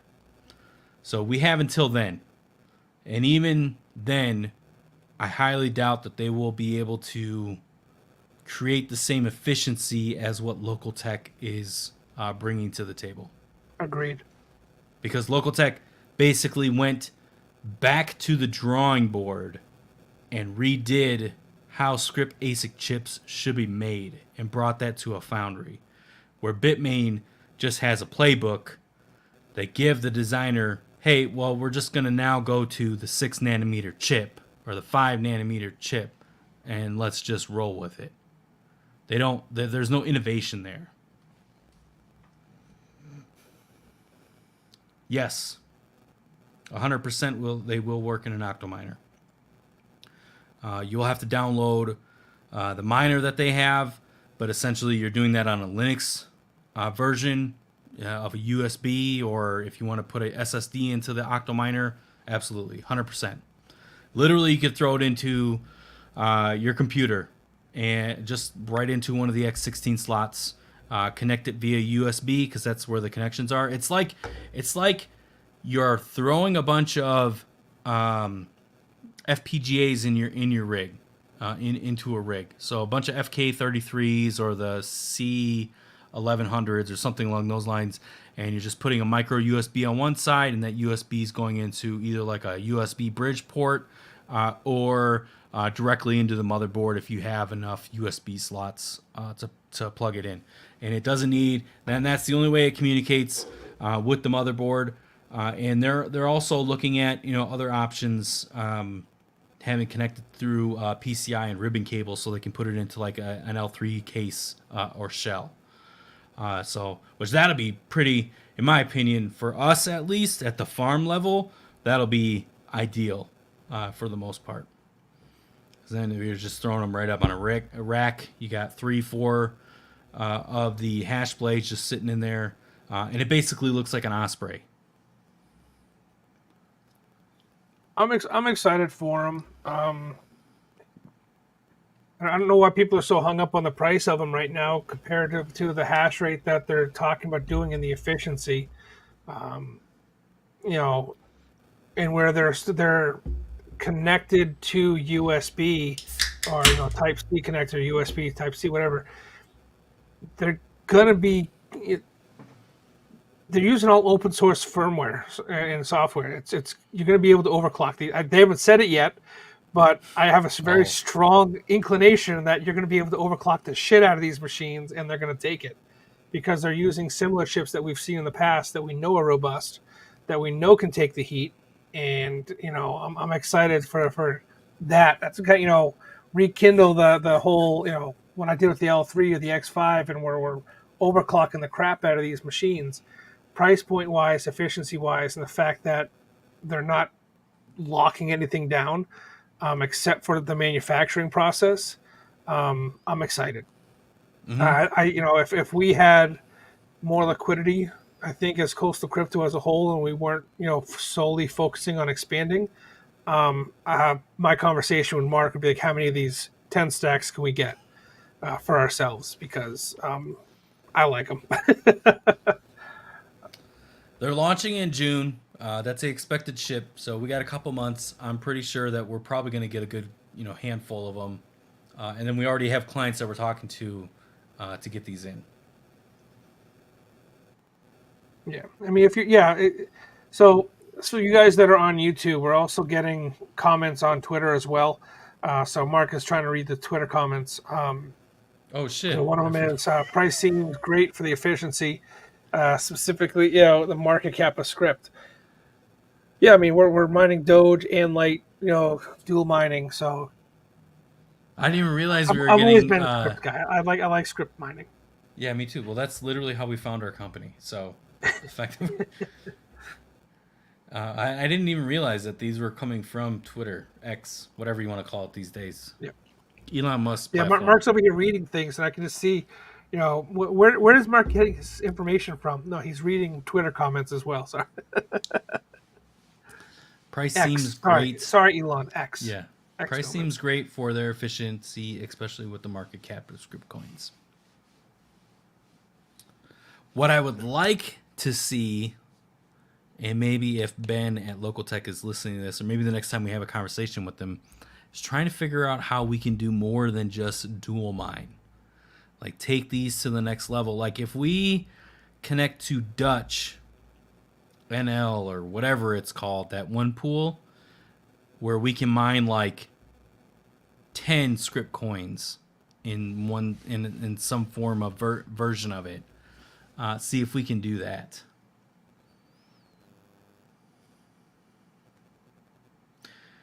So on the 10 stacks, you can buy them from us without having to host. Like we will ship them to you. That's not an issue whatsoever. And our price is the same price as Local Tech. We have an agreement to where basically we're just getting a commission from Local Tech for selling units for them. And these things are only 2,040 watts. Yeah. So, but a caveat to that is we are trying to provide extra value, especially to our customers and clientele. So if you did buy one from us at no extra cost whatsoever, we will allow you to host it in the farm for free for 6 months in the hopes that we can talk you into staying. So that's No, Mark's sales pitch for hosting. I don't want to host. I'm just kidding.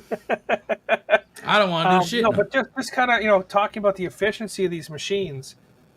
This is a machine. The 10 stack is in a server case style setup, right? That's not a 42 U setup, but it's still considered Octominer server case, whatever. You can plug that into a standard 120 outlet. Think about that. When was the last time you were able to plug a ASIC machine into a 120 amp, or sorry, 20 120 amp, volt. 120 volt outlet, standard receptacle? It's been a while. Except when I'm not talking about a little box miner, I'm talking about this is a big boy ASIC, right? When was the last time you were able to plug a big boy ASIC into a 120 volt, 20 amp outlet? The L3, the S9, the V9, Right. anything that We runs were on an back APW. Like we're literally back talking, in a single digit, right? yeah, 7 years ago, like when those launched. Now I So we're gotta go talking about a find. new machine I gotta go consuming find this. consuming only 17 amps on a 120 volt circuit. Yeah, and honestly, I appreciate the kind comment about us being kick ass because we are. Not to be like not to inflate my head, gigantic, but it is a great deal. I would offer it on a regular hash blade, but honestly, that's literally wasting my time. So you can run these in your PC at home. There's no point. So we're only doing it for the 10 stack, but again, this is it. And TD, you know what I mean. You know what I'm talking about. Yes, X16. Yes, I gotcha. I'm talking about something that's a little more power hungry than an X16. What is that, like 800 watts? Yeah. Yeah. Where we actually, so speaking of the X16, we just got 2 new server racks. I'm moving all of our X16s to one central location.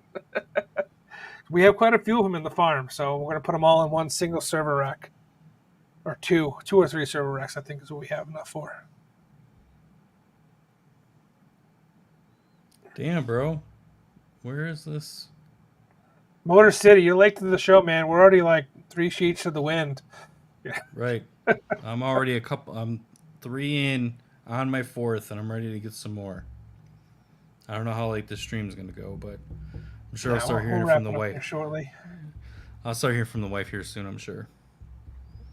Mine already came down and yelled at me. What are you guys doing? Shut the fuck up. She doesn't feel good. I was trying to get her to make me a drink, but then I remember she doesn't feel good. So like, all right.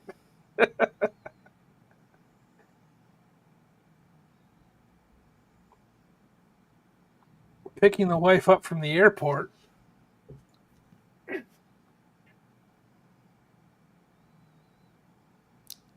Motor City Mining, dude. He just bought the Franken M. It's going out Monday. I already got it pulled for you. Exciting. Already sent out the other machine, the KS1. As discussed in our live. What are you reading now? Are we in trouble? Did we say something we weren't supposed to? You getting yelled at? No, I'm actually making a post about the local tech. Oh. Yeah, we have one host yelling at us right now, by the way. Oh, do we? Yep. What, and I left the farm at like 7:40, and they were all running. I don't know. Oh. And that PDU IP address is correct. It's the 57 30 156 37. Yeah, there's something wrong with that firmware, I think. I wonder how we upgrade the firmware, how we update the firmware. PDU. Yeah. Wonder how we do that.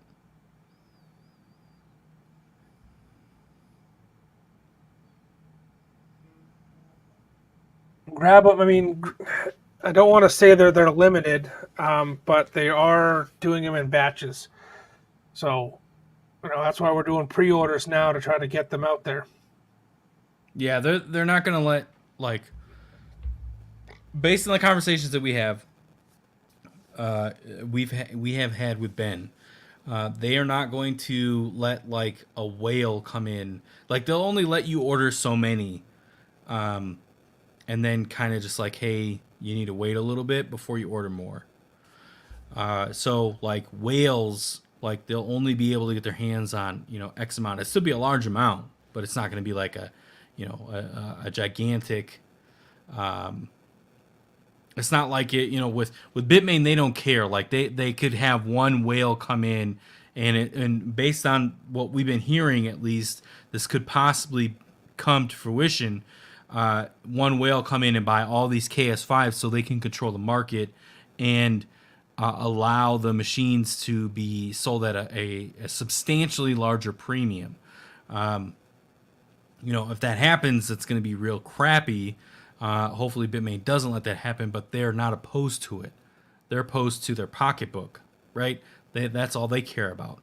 Local Tech is taking the preemptive and basically like, okay, well, whales are welcome to the table, but, we got to portion out their plate a little bit because we want the hobbyists to get it. We want these to be distributed out.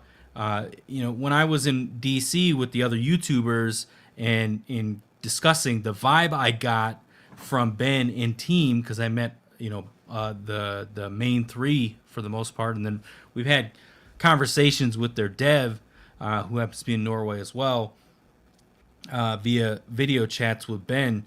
The vibe that we get is decentralization. That's like the biggest, at least again, the vibe that we're getting from Local Tech when we have these conversations and trying to promote or just talk about the Local Tech script blades and power pool and all of that other stuff. S'mores on deck this time. Oh yeah, dude, we got to do that. S'mores out on the patio. Well, if the car show runs late enough, that'd be something we can do. I'll toss that to the event planner. Yeah.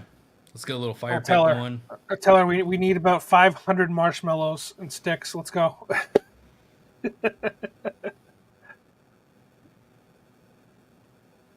No, I'm excited. We'll do s'mores, whatever you want.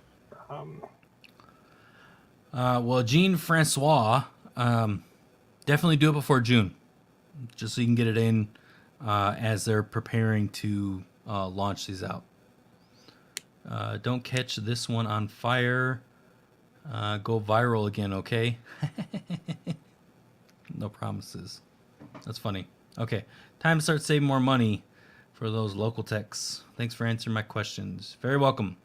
We're excited for the local techs. Again, we built our company on Dogecoin and Litecoin, script mining. That's literally how we started. That's how we met. That's how we intertwined and had a genuine conversation when we first met. And we're still conspiracies. Yeah, exactly. Dogecoin's conspiracies. There are those out there.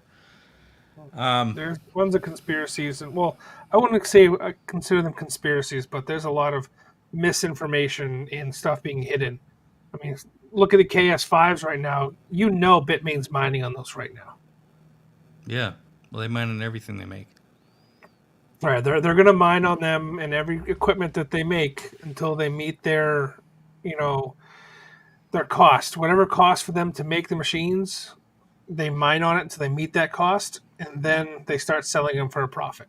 So I think that's more or less what If I was Bitmain, that's what I would do. I mean, you mine on the machine, cover your cost, and then once you start selling the machines, it's all profit. Crazy. How rude, Crazy. dude. I put an offer in for an S15 today, and he Why? declined it. Why not? It was like $50. I was like, "Fucking, let's do it." He didn't take it. Stop Loser. buying junk machines that I can't even run. You have a whole room at the farm full of shit machines. Shh. Hey, It says Quality Lab. I'm going to rename it Graveyard. right. Maybe that's the next video we do. Is just look at this. This one's dead. This one's dead. This is bullshit. This is junk. I have three big boxes full of burnt PSUs. Come on. How many PSUs have we gone through? I There. need That's to a go li- to the that. scrapyard. That's a short video that you should do. How many PSUs, and just like put them in a line and just start counting them. 30-second video, not even. Just how many PSUs has We'll Coastal weigh them Crypto? out. See how much 400 pounds worth of PSUs cost. Scrap metal.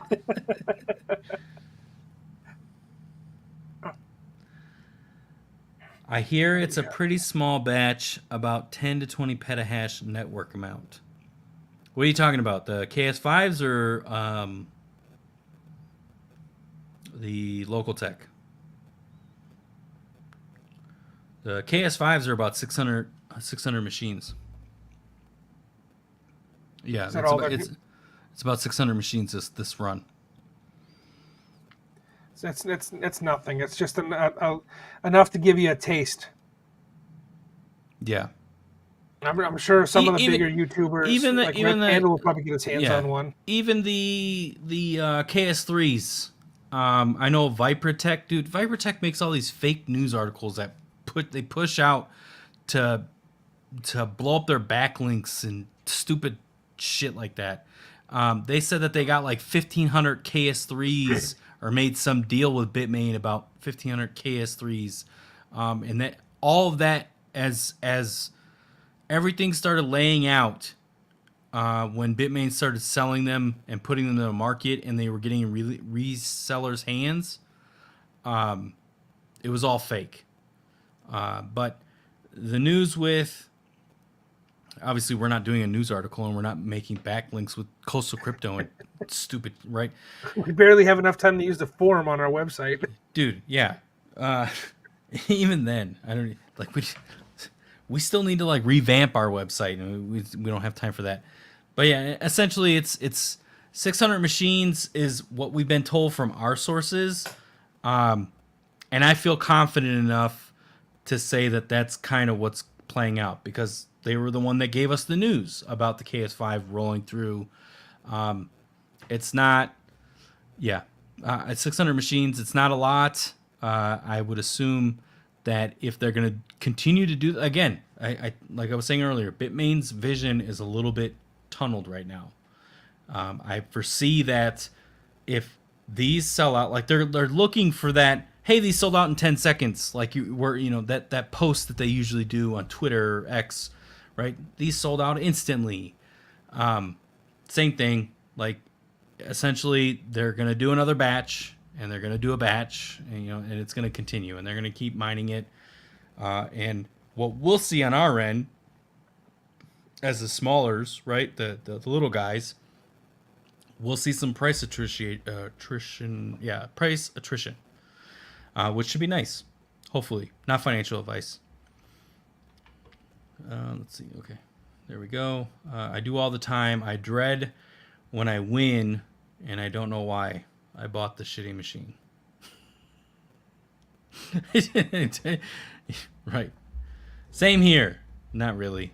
John just gets mad at me. Why do we have this piece of shit here? How much do you think Bitmain is worth as a company? Good question.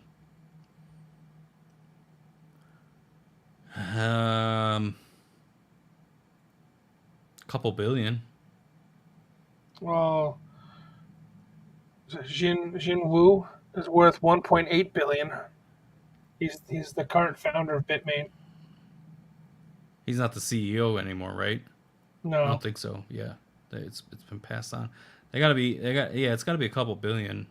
yeah, he was he was worth 1.8 billion back in 2020. But I mean, their value is contingent on the crypto scene, basically. Right. Like, when we're in peaks, they're basically the size of small countries, price wise. But I mean, when we're in the trenches of a bear market, like those are, if their values literally nothing. Like I remember hearing stories this past or bear market where it seemed like they were struggling for the most part. People were worried that they were gonna close their doors. No, I mean, well, just looking at what data I can find, um, like 2018, Bitmain's net profit was $148 million On the books. on the books. Can you imagine how much 42.7 million. 742.7 was their net profit for 2018.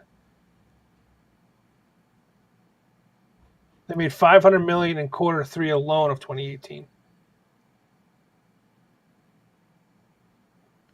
So think damn. about when Bitcoin gets back up to those levels at 70, 69, 70,000, 100,000, what Bitmain is going to be worth. They're going to be up there of one of the largest companies in the world. Well, I mean, you see the recent report from Nvidia.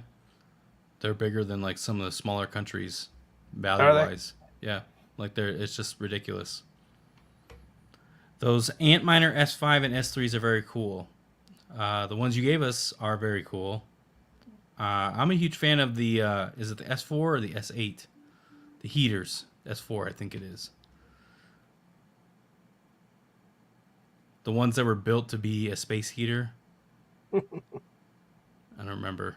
I don't remember which version they are. I have to look them. Or they R8s. I think that's what they are. Right? It would be cool if we could connect with the what's the guy's name that does the Bitcoin or the crypto ASIC museum. Oh, Coin Dad. Yeah, it'd be cool if we can connect with him and get him to come set up in the cafeteria. Further I call assume. it the cafeteria. It's a conference area. I don't know what you want to call it. Auditorium, conference room. I feel like most of the network hash rate is already in because Bitmain is testing them currently. In batches, the network's going to continue to go up on Caspa. It will continue to rise. Have a big effect. Exactly, don't think we'll have a big effect this batch since already on. Again, I think they're in batches. They're on in batches. I don't think they have all 600 units fired up. So take that for what it is. I think that we're going to see the market continue to rise. So do you have any K10s super scalar PSUs? Why do so you just need a PSU? I mean, just find a 2000 watt PSU. I don't.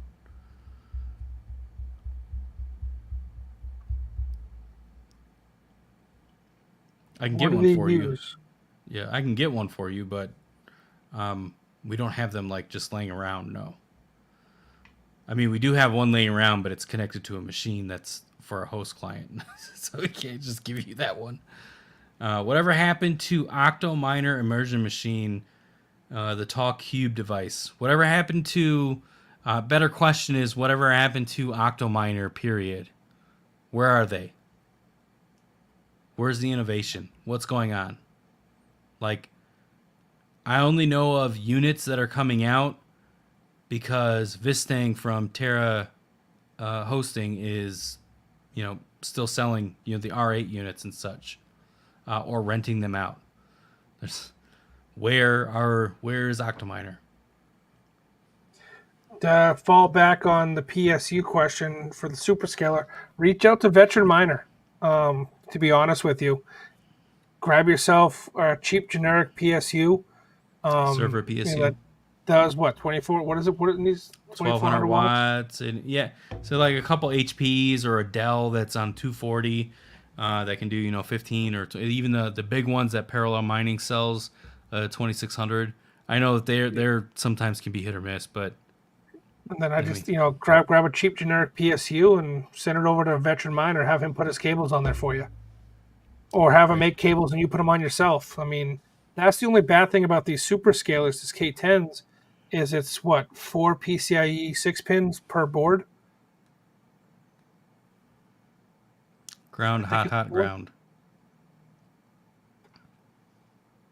Oh, I see what you're saying. The pinout's different. Yeah. Right. Let me reach out to our source. I'll see if I can get a price on a super scalar PSU. Those Six machines, PCIe 6 pins yeah, those per. machines suck, dude. Like we've had no, every client that has bought one has had issues, and this new batch seems to be just as bad. Uh, they, in theory, right? Superscaler seems like it's like a legit machine. It's way better than the M2. Blah blah blah. No, it's not.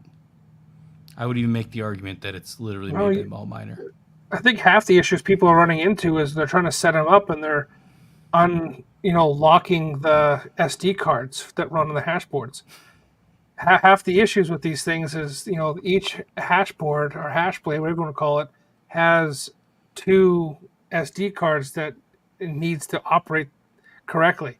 So if one of them isn't connected properly, or if it's you accidentally hit it and it clicks out, the machine's not going to run. It needs all, was it 6 of them, to be Yeah, fully connected and seated for the machine to run properly. It's stupid.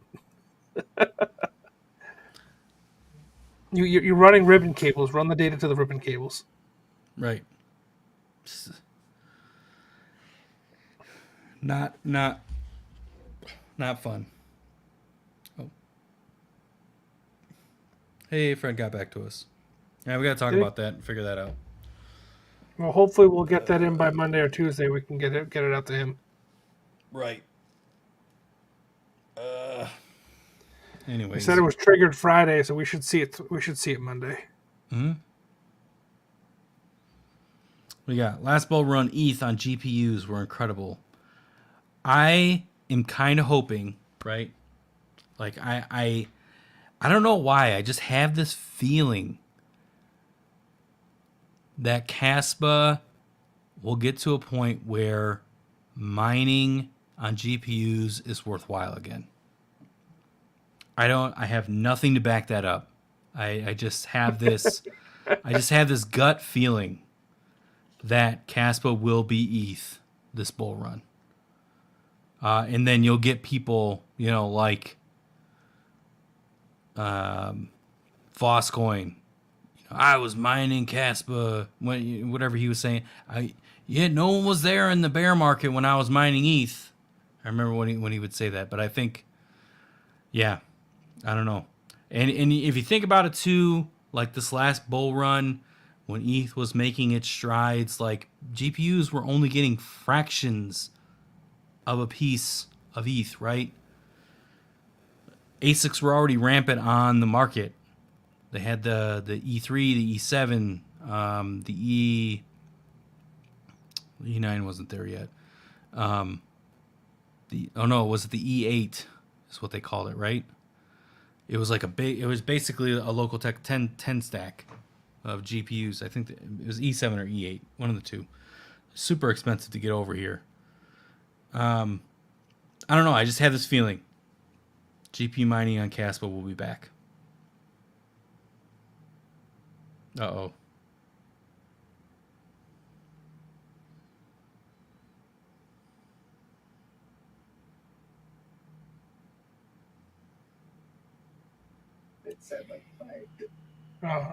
My wife just said our live says it's ended. I don't know. It's still going. Yeah. Sorry. I know you No. don't feel good, but can I have another drink?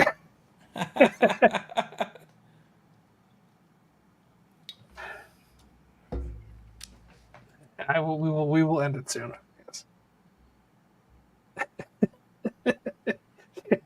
I feel bad. She got excited that YouTube said the live ended for a split second, so she came Oh, running down here. are you done yet? You're done. I mean, we're basically at the end. So X I post. I mean, wish we could use Caspa to buy stuff more. So any places. Yeah, I mean, I wish Caspa was on more exchanges. I wish Caspa was on, say, like Crypto.com. Even that would be huge for me if it was on Crypto.com. Um, I mean, some of these exchanges still have Caspa. They're holding hostage for us. Trade Ogre, fucking jackasses. Get your shit together, Trade Ogre. Come on. Right. Such bullshit. I feel like we said GPUs are dead so many times. Looks like Doge GPUs, ETH, everyone thought GPUs were dead. I assume that happened with Bitcoin and GPUs.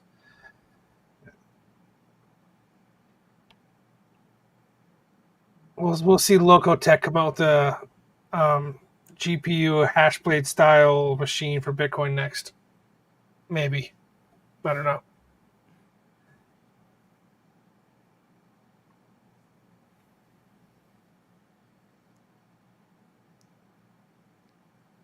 I'm still trolling on Twitter, dude. so somebody posted a video of Bam Margera doing some skateboarding. I don't know if you follow any of that stuff, Jackass or anything like that. So I guess he's back in recovery again, and it's he's been clean for a few months, and I basically gave this one dude where he was trying to praise him. I was like, dude, he's been clean for like 3 months. Like, fucking let's see him clean for a year. Like, what the fuck? Why are you praising him right now? He doesn't need that. Yeah, no one's praising Steve-O. Right. He's been clean for years. Exactly. He even has new teeth. Nobody gives a shit. But we're fucking trying to praise either way. And so he goes, this is why nobody likes you, crypto motherfuckers. That's awesome. Motor City Mining, mining just to do just doing the math. Caspa at $20, 3080 would make $1.50.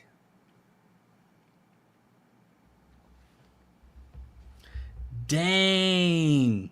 Okay, so Caspa's going to the moon then. You heard it here first. Motor City Mining said it. He said Caspa to $20. Not financial advice. Yep. Never. Nope. He said Caspa to $20. He's like trying to figure it out. How is it possible? Is it gonna happen? No. Puff, Not pass. that. Yeah. Not that, but I mean, I wouldn't pass it up if it was offered, but I would no. BTC Hashblade, he says. That was talked about in the DC meeting with Locotech on other algorithms. BTC is on the it is on their appetite or plate or whatever you want to call it. I don't think GPUs have a chance on Caspa. That's what we want to hear, dude. And that kind of comment honestly solidifies my gut feeling. Damn, dude. What is it, like all tequila and like a splash? Yep, I think my wife's trying to kill me. It's half and half, she says. No ice. None. Yeah. She's making my drinks next time I'm there. Oh, god damn it. I'm going to sleep like a baby tomorrow. I'll have to make breakfast tonight so my kids have something in the morning because I'm not waking up. Oh, there is a little ice in there. just a couple. Oh, a couple little cubes. Oh. Little late to the party, but but good to see y'all having fun. Yeah, that's what we're trying to do, man. I'm glad we were able to get your Love machines you. up and Thank you. running. I'm glad we were able to get your machines running. We got to get that firmware on them. I think that's on Joe's to-do list this week. Yeah, Okay. Joe's been, a big help. He's only working for us part time, but he's over on Discord already. So if you guys are using a ticket system on Discord, tag Joe in it too, because he's been helping out. He's there Tuesday through Thursday typically. So you think Caspa would hit I'm not $20? crying, I swear. That is the only way GPUs make sense. That is if hash rate stays the same as it is now.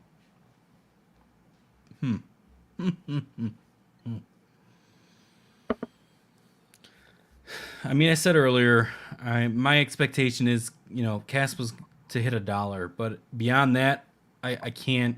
I don't have a crystal ball that really tells me that Caspa's value is higher than $1. Is it possible? Anything literally is possible. If you look at the past bull run, and we use Cadena as an example, because Caspa is comparative to Cadena by a lot of haters at this point. Cadena went, 100 plus for what? Right? Their biggest use case was NFTs cheaper than, or transactions also cheaper than Ethereum, with the NFTs as a use case on Cadena. I like Cadena because there are still builders on it, so I'm not talking shit about it, but Caspa's already solved the trilemma. Smart contracts are on the table, not done. They're still trying to implement Rust. And if there is a perfect storm of Rust actually taking place, and we're looking at, Visa and MasterCard scaled transactions, any dollar really is on the table. More than just one.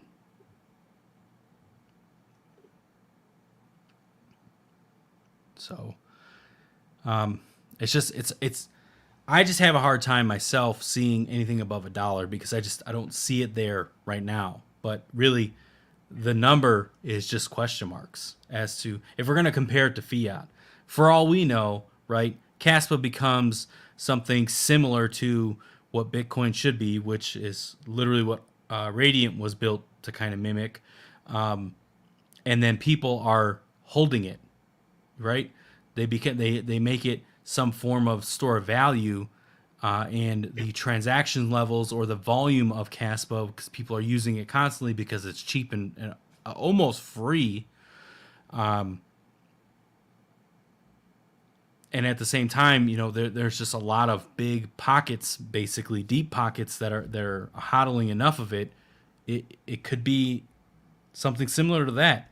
I'm not saying that I don't want to be that guy that says, "Oh, this is the next Bitcoin," because nothing's the next Bitcoin. Nothing is. Yeah, Bitcoin's its own thing. Yes. We gotta stop comparing things to Bitcoin. Yeah. No. You know, And that's the if Bitcoin's a special case, right? if we're gonna compare Caspa to anything, right? If we're gonna compare Caspa to anything, we are going to compare it to the dollar.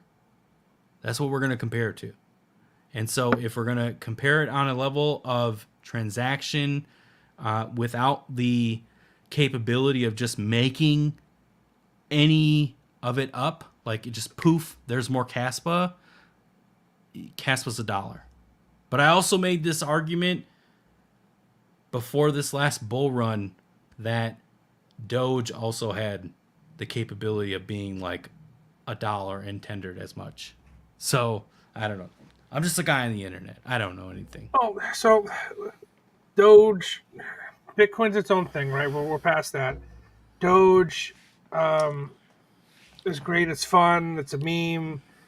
It has a social media aspect or the cult following almost, right, for Doge. That's why Doge is what it is.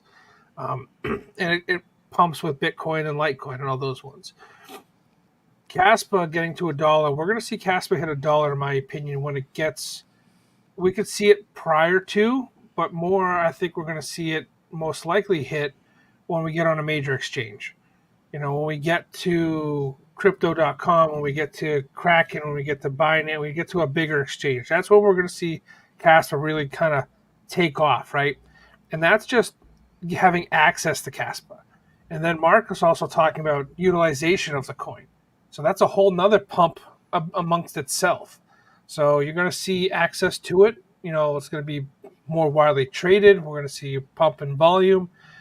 Maybe bring some more life to it, and then we're going to see more utilization and utilities built around it because it's on more exchanges. So they got to kind of go hand in hand. One has to come before the other, or they got to come pretty close to each other. In my opinion, at least.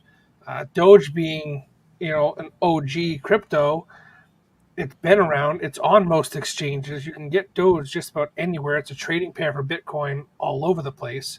So we have to see that for Caspa and all some of these other coins to really see the price take off. Looking at it from a charting technical aspect of it, right? Yeah, Motor City Mining, Doge is the people's currency. It's inflationary, like traditional currencies, so it's palatable as an exchange of currency and not a store of value. Exactly, yeah, and that's the thing. Like, there always will be a block of Caspa made. There is no limit to it. It just continues and grows. So if we're going to compare it to something that also continues and grows just because, it literally is the US dollar. Like it as a currency is more palatable for the most part. So what's up with the power pool thing? They're going to work on it instead of the ant pool.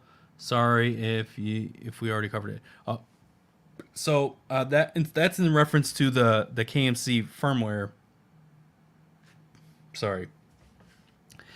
So I was actually the one that reached out to PowerPool to see if they could get the firmware to be compatible with PowerPool. They are working on it. They think they have a resolve. So hopefully we should see some compatibility with that here pretty soon. Essentially, it is very centralized. Well, thank you for that. A beer or a shot. I'll take a shot. Thank you. It is for the most part, like, it is just centralized to Antpool for the time being. But I think that's just because of the dev that KMC used. They just defaulted to Antpool. It's one of the bigger pools. It's easier to connect to, submitting shares and everything like that. So that's just me thinking out loud. That's not comes actually down to the default difficulty setting for the machine. So when you connect to a machine, a lot of pools have the ability for you to offset the difficulty for the machine. Where K heavy is not K heavy, not K heavy, Blake, whatever it is. Yeah. You can default to like a 17 million or 1700, whatever it is, difficulty level.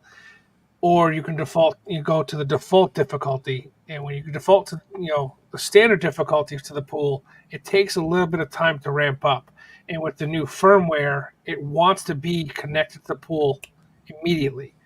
But you got to ramp up to that difficulty for the machine to connect properly. So that's where we're having the disconnect. It's a latency issue. It's a delay between the firmware operating and the difficulty on the pool's operation.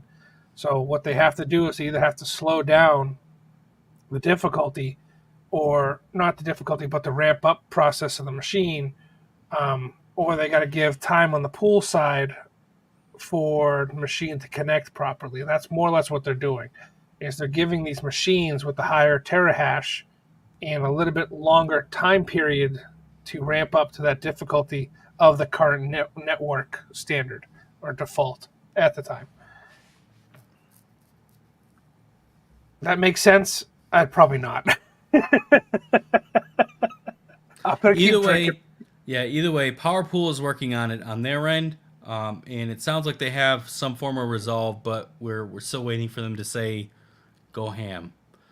When they do, definitely want to look at power pool as connecting because we obviously want to spread the hash rate around, right? We want it to get more decentralized. We don't want it to be on just one big pool. But yeah, it's kind of like Hive Pool, not liking the E9 Pros. A lot of pools don't actually like the E9 Pros. They had to do something special to get them connected.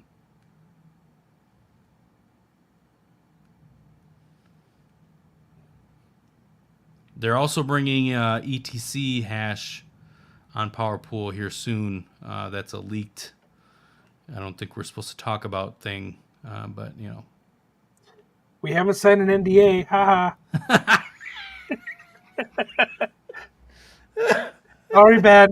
Sorry, Powerpool. Haha. yeah.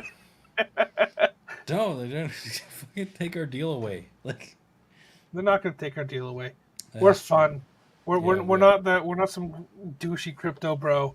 We're out here having fun, drinking, shooting the shit.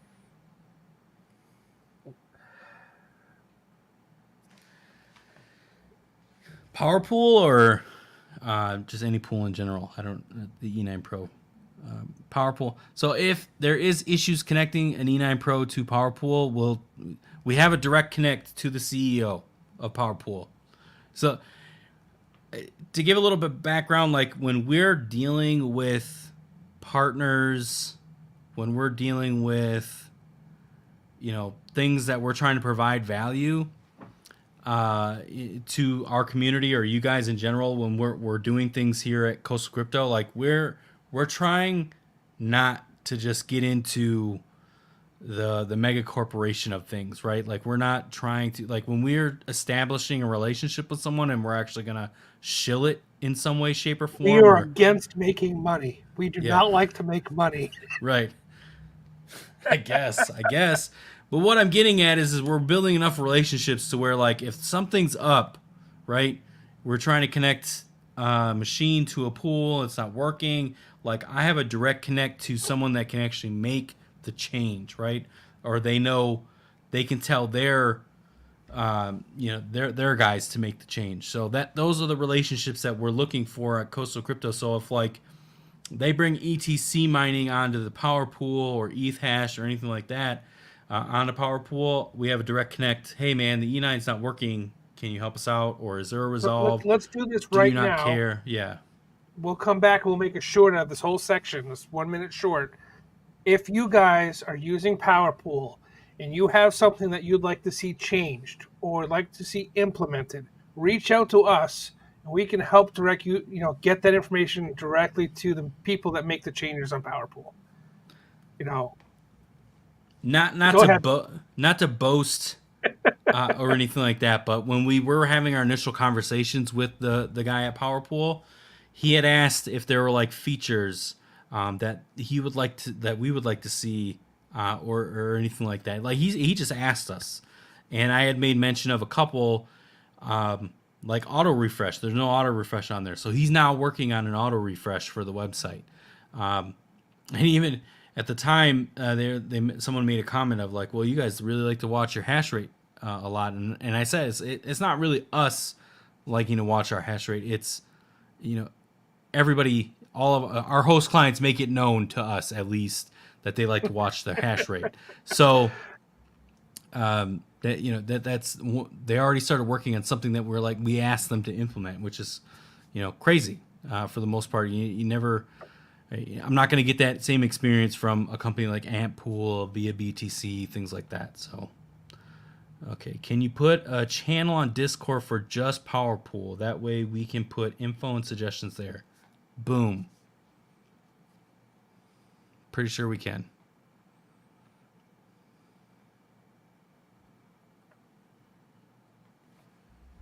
So, yes, short answer is yes. And it's done. It's added. Yes. You're good. There we It go. has been created. I figured that's what you were doing. Yep.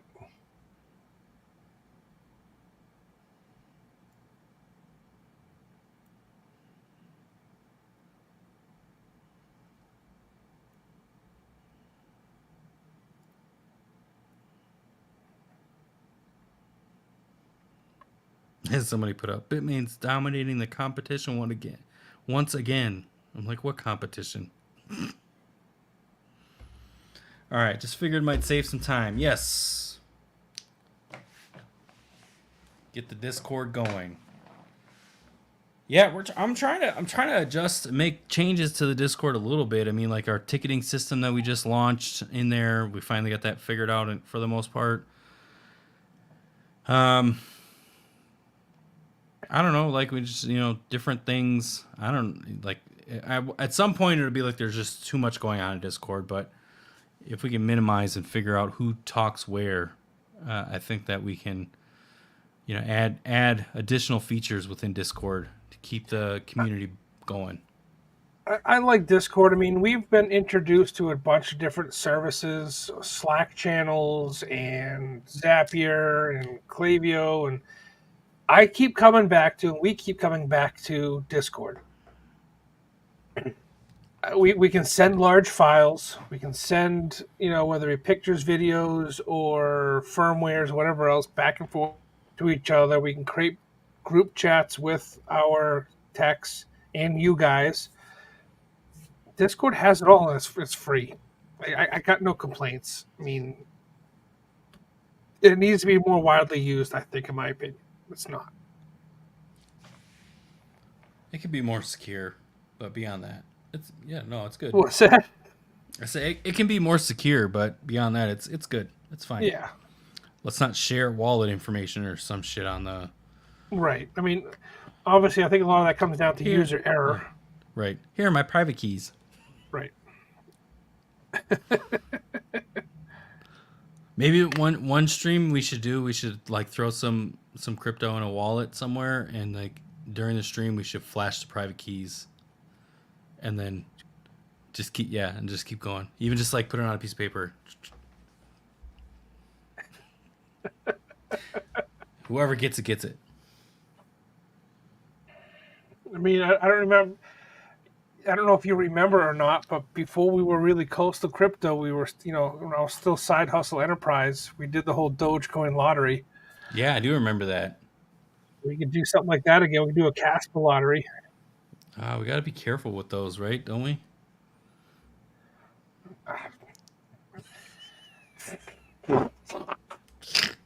Whatever. Few drinks. Next thing you know, we got a Casper raffle going on. I want to get a T-shirt, but no big man sizes on the website. What, dude? We're gonna have to get with what the hell's the website that fulfills our stuff? We're gonna have to get with them. Don't they realize we're two big fat guys? Like we need big shirts. Well, they sell out. Oh God, all the bears are fucking buying them. They sell out quick. Every time I turn around, something's out of stock. The biggest one is large. Do we have any more at the mine or no? You got rid of all those? I'm out. I'm out of shirts. Yeah, I gotta. Damn it. Oh, there's a guy here locally, Fuzzy Pickle Printing. I keep meaning to stop by and give him our codes because he does like the nice shirts that we like. Let's go. All right, what shirt are you trying to buy that you don't have a large? We should have large. No, he said the biggest one is large. He needs our size, I'm sure. What do you need? A double or a triple? Double fat or triple fat? That's what they should. It should just be double F, triple F. Yeah, 3 or 4, he says.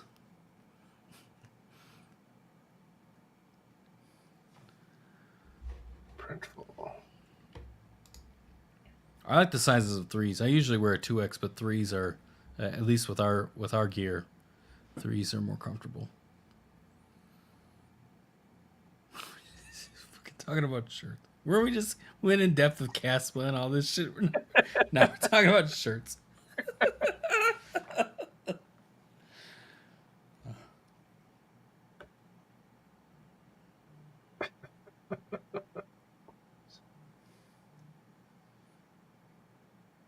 Yeah, I mean, we've been getting quite a few orders for shirts.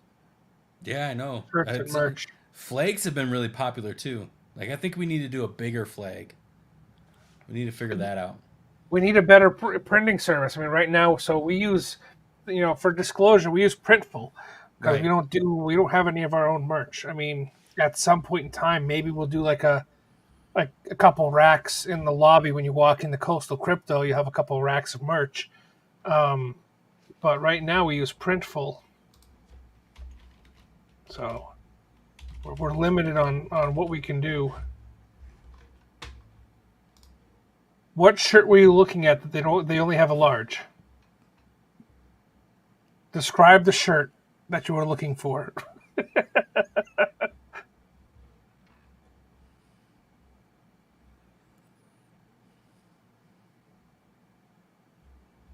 Maybe I can find that size in a different brand. You know, Mark and I are very particular on the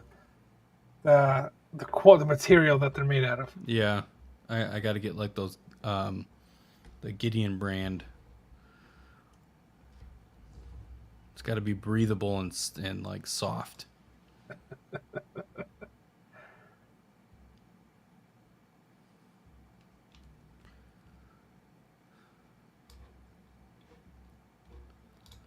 Here, well, so what we're doing this. So I to answer your question, I have no idea what pirate chain is. So what I'm going to do is I'm going to share my screen.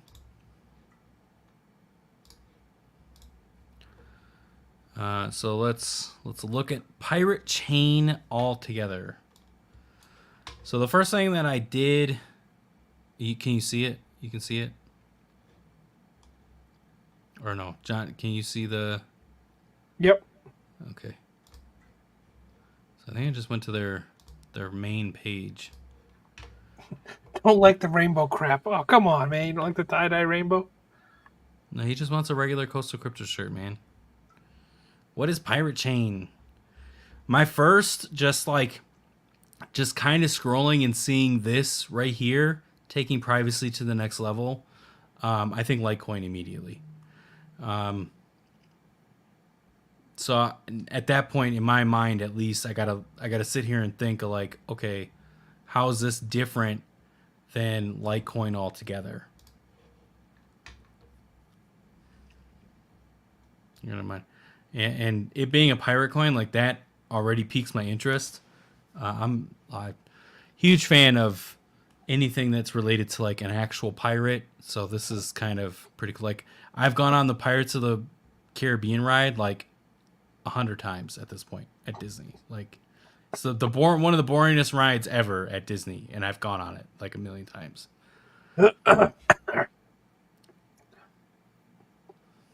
Is it like Pirate Bay, but crypto? Well, they're talking about e-commerce, so I'm assuming that like they're trying to provide rent rigs, ASICs to mine some pirate. Spread the hash, mates. Pirate mining pools. We'll go on that in a second. Souls. So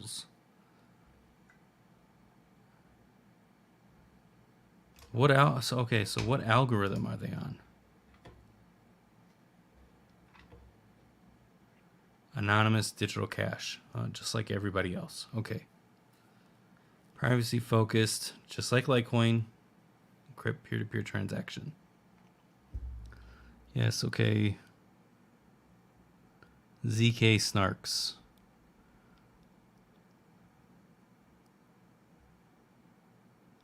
Yes, we know what crypto is. Oh, it's Komodo. Okay.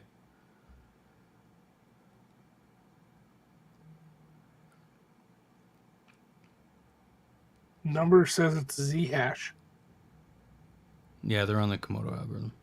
So they do like ZK rollups and all that other shit. Implementation of Zcash. Improved by Komodo, yada yada yada.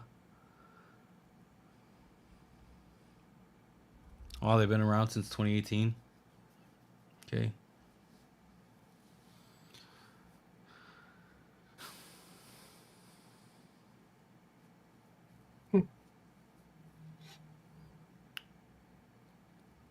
I mean, Low The site's transaction clean. fees. Yeah, low transaction fees. Mining algorithm is Equihash. Okay. And then they have their security is just delayed proof of work. Transactions per second, 31 TPS, irrelevant.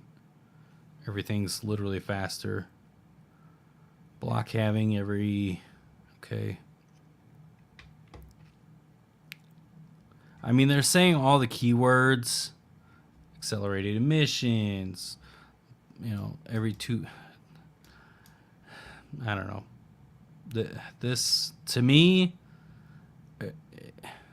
it's clear to see why it's like not very well known. But I don't see anything that makes it different than Litecoin. And Litecoin's more prevalent. It's more widely used.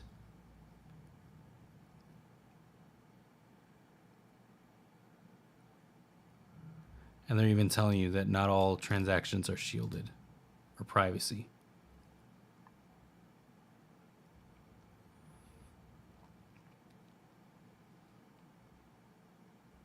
They even mention Litecoin in their white paper.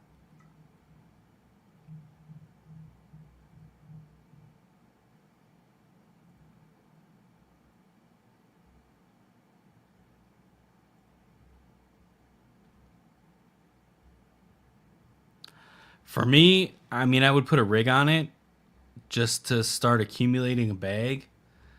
But knowing that it's literally similar in a lot of ways to Litecoin makes me not really have too much hope, if that makes sense.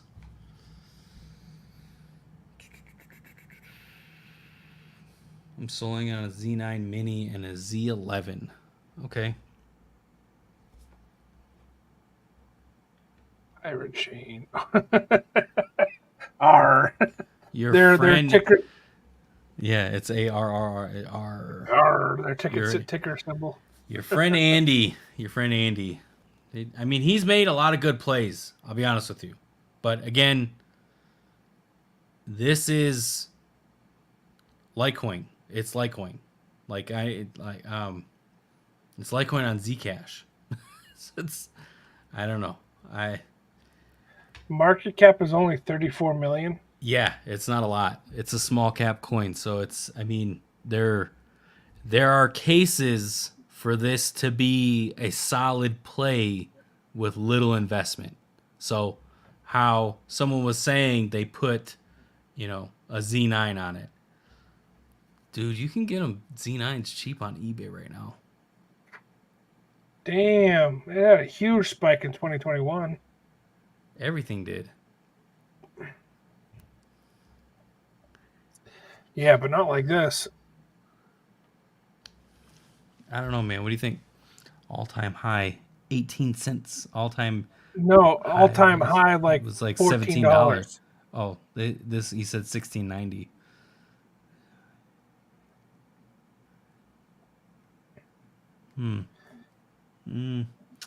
Yeah, that's what I'm. So imagine if this coin hits $30. That's literally. So here's another good example of this coin. So can you show the chart on the thing? Yeah, hold on. So here's another good example if we're gonna like make cases of Caspa doing stupid things. And when I say stupid, I'm pirates. it's Caspa, but with pirates. I kind of want to mine this, honestly. It's Caspa for pirates. Yeah, but look, so it peaked, according to CoinGecko, it was, just under $14, but still, it literally is back to zero, dude. If you look at it though, just look at the mountain, and then it came down. I would want to put, yeah, I would want to put a rig on it and forget I'm even mining it, and then see what happens after the fact. But that's the thing too. If your friend Andy is talking about this in any way, shape, or form, the influence that he has, because he's, I mean, I would say arguably he's one of the bigger YouTubers, and now being in the crypto space, making financial plays, right? He called Neoxa. He called a couple other plays recently, but other YouTubers in our space, crypto space, are looking up to him because he's made some substantial plays. So he's got influence.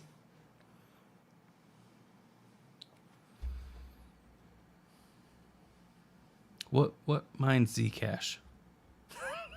I'm lost. I thought we were talking about a different Andy. No, your friend. Yeah, no, I know who not that friend Andy. No, your friend Andy is a YouTuber. He's got influence in this space.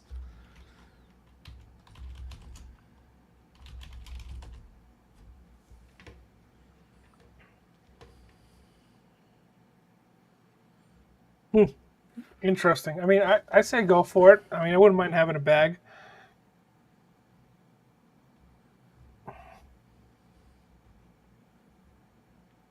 Can we put our E3 on it? No, we could throw a GPU rig on it for sure. Sure, the difficulty's low enough. Z11. So the Z15 will probably do it. Shit, dude, we can get a Z11 pretty cheap.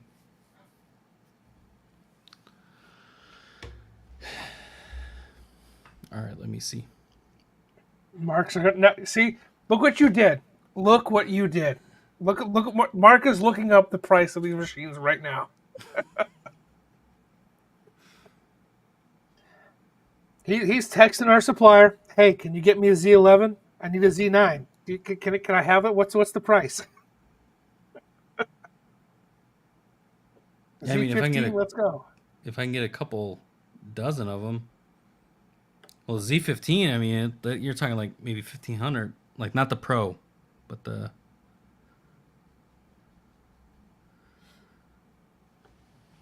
Oh, doesn't fucking what's his name have some too? What? One of our clients, they have them. They have Yes, they have quite a few Z15s and Z15 Pros. Yeah, you know what I'm talking about. Yep. No, but I think they have some for sale. That's what I'm saying. Oh. All right, let me hit them up. All right, we got to wrap this up. Yeah, I Getting know. late. Yeah, your wife's probably pissed off. My wife's probably pissed off too. So. She's upstairs stomping on the floor. Do. Get the fuck off the... I made you a drink to pass so you'd pass out. Come on. Just buy some and wait. We're not about buying crypto. We're about mining crypto. Come on now. Yeah.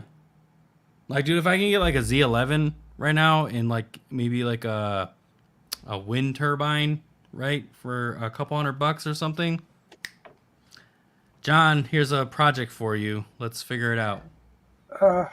John's been wanting to get into wind energy stuff for like a while, so if we can have a little pet project like this, yeah.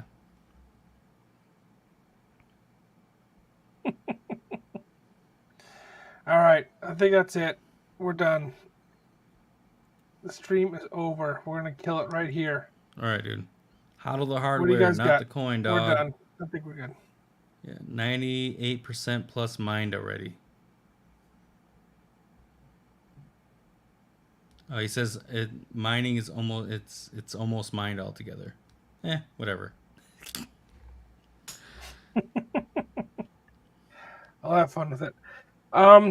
Hopefully now things are kind of winding down. We're not winding down, but we have staff now that kind of help out and lessen the load on the build outs. We'll be doing more lives again. I know it's been a while since we've done a live. We've been super busy. we'll get some more information for you guys coming up soon. We have some new partnerships coming in. Check out the pool, powerpool. .io. .io. Use our referral link. Um, what was it? I don't even have the referral. I should have put the referral link in the discussion. I didn't. I know, in the description. But Hold, please. Keep going. so no, I'm just saying goodbye. Doing my rounds. You guys have been awesome. Appreciate you.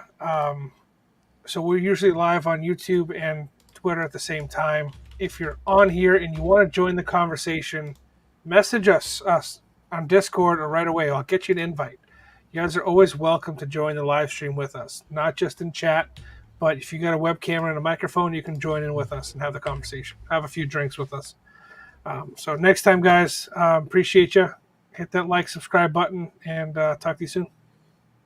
They will not be fuzzy pickles.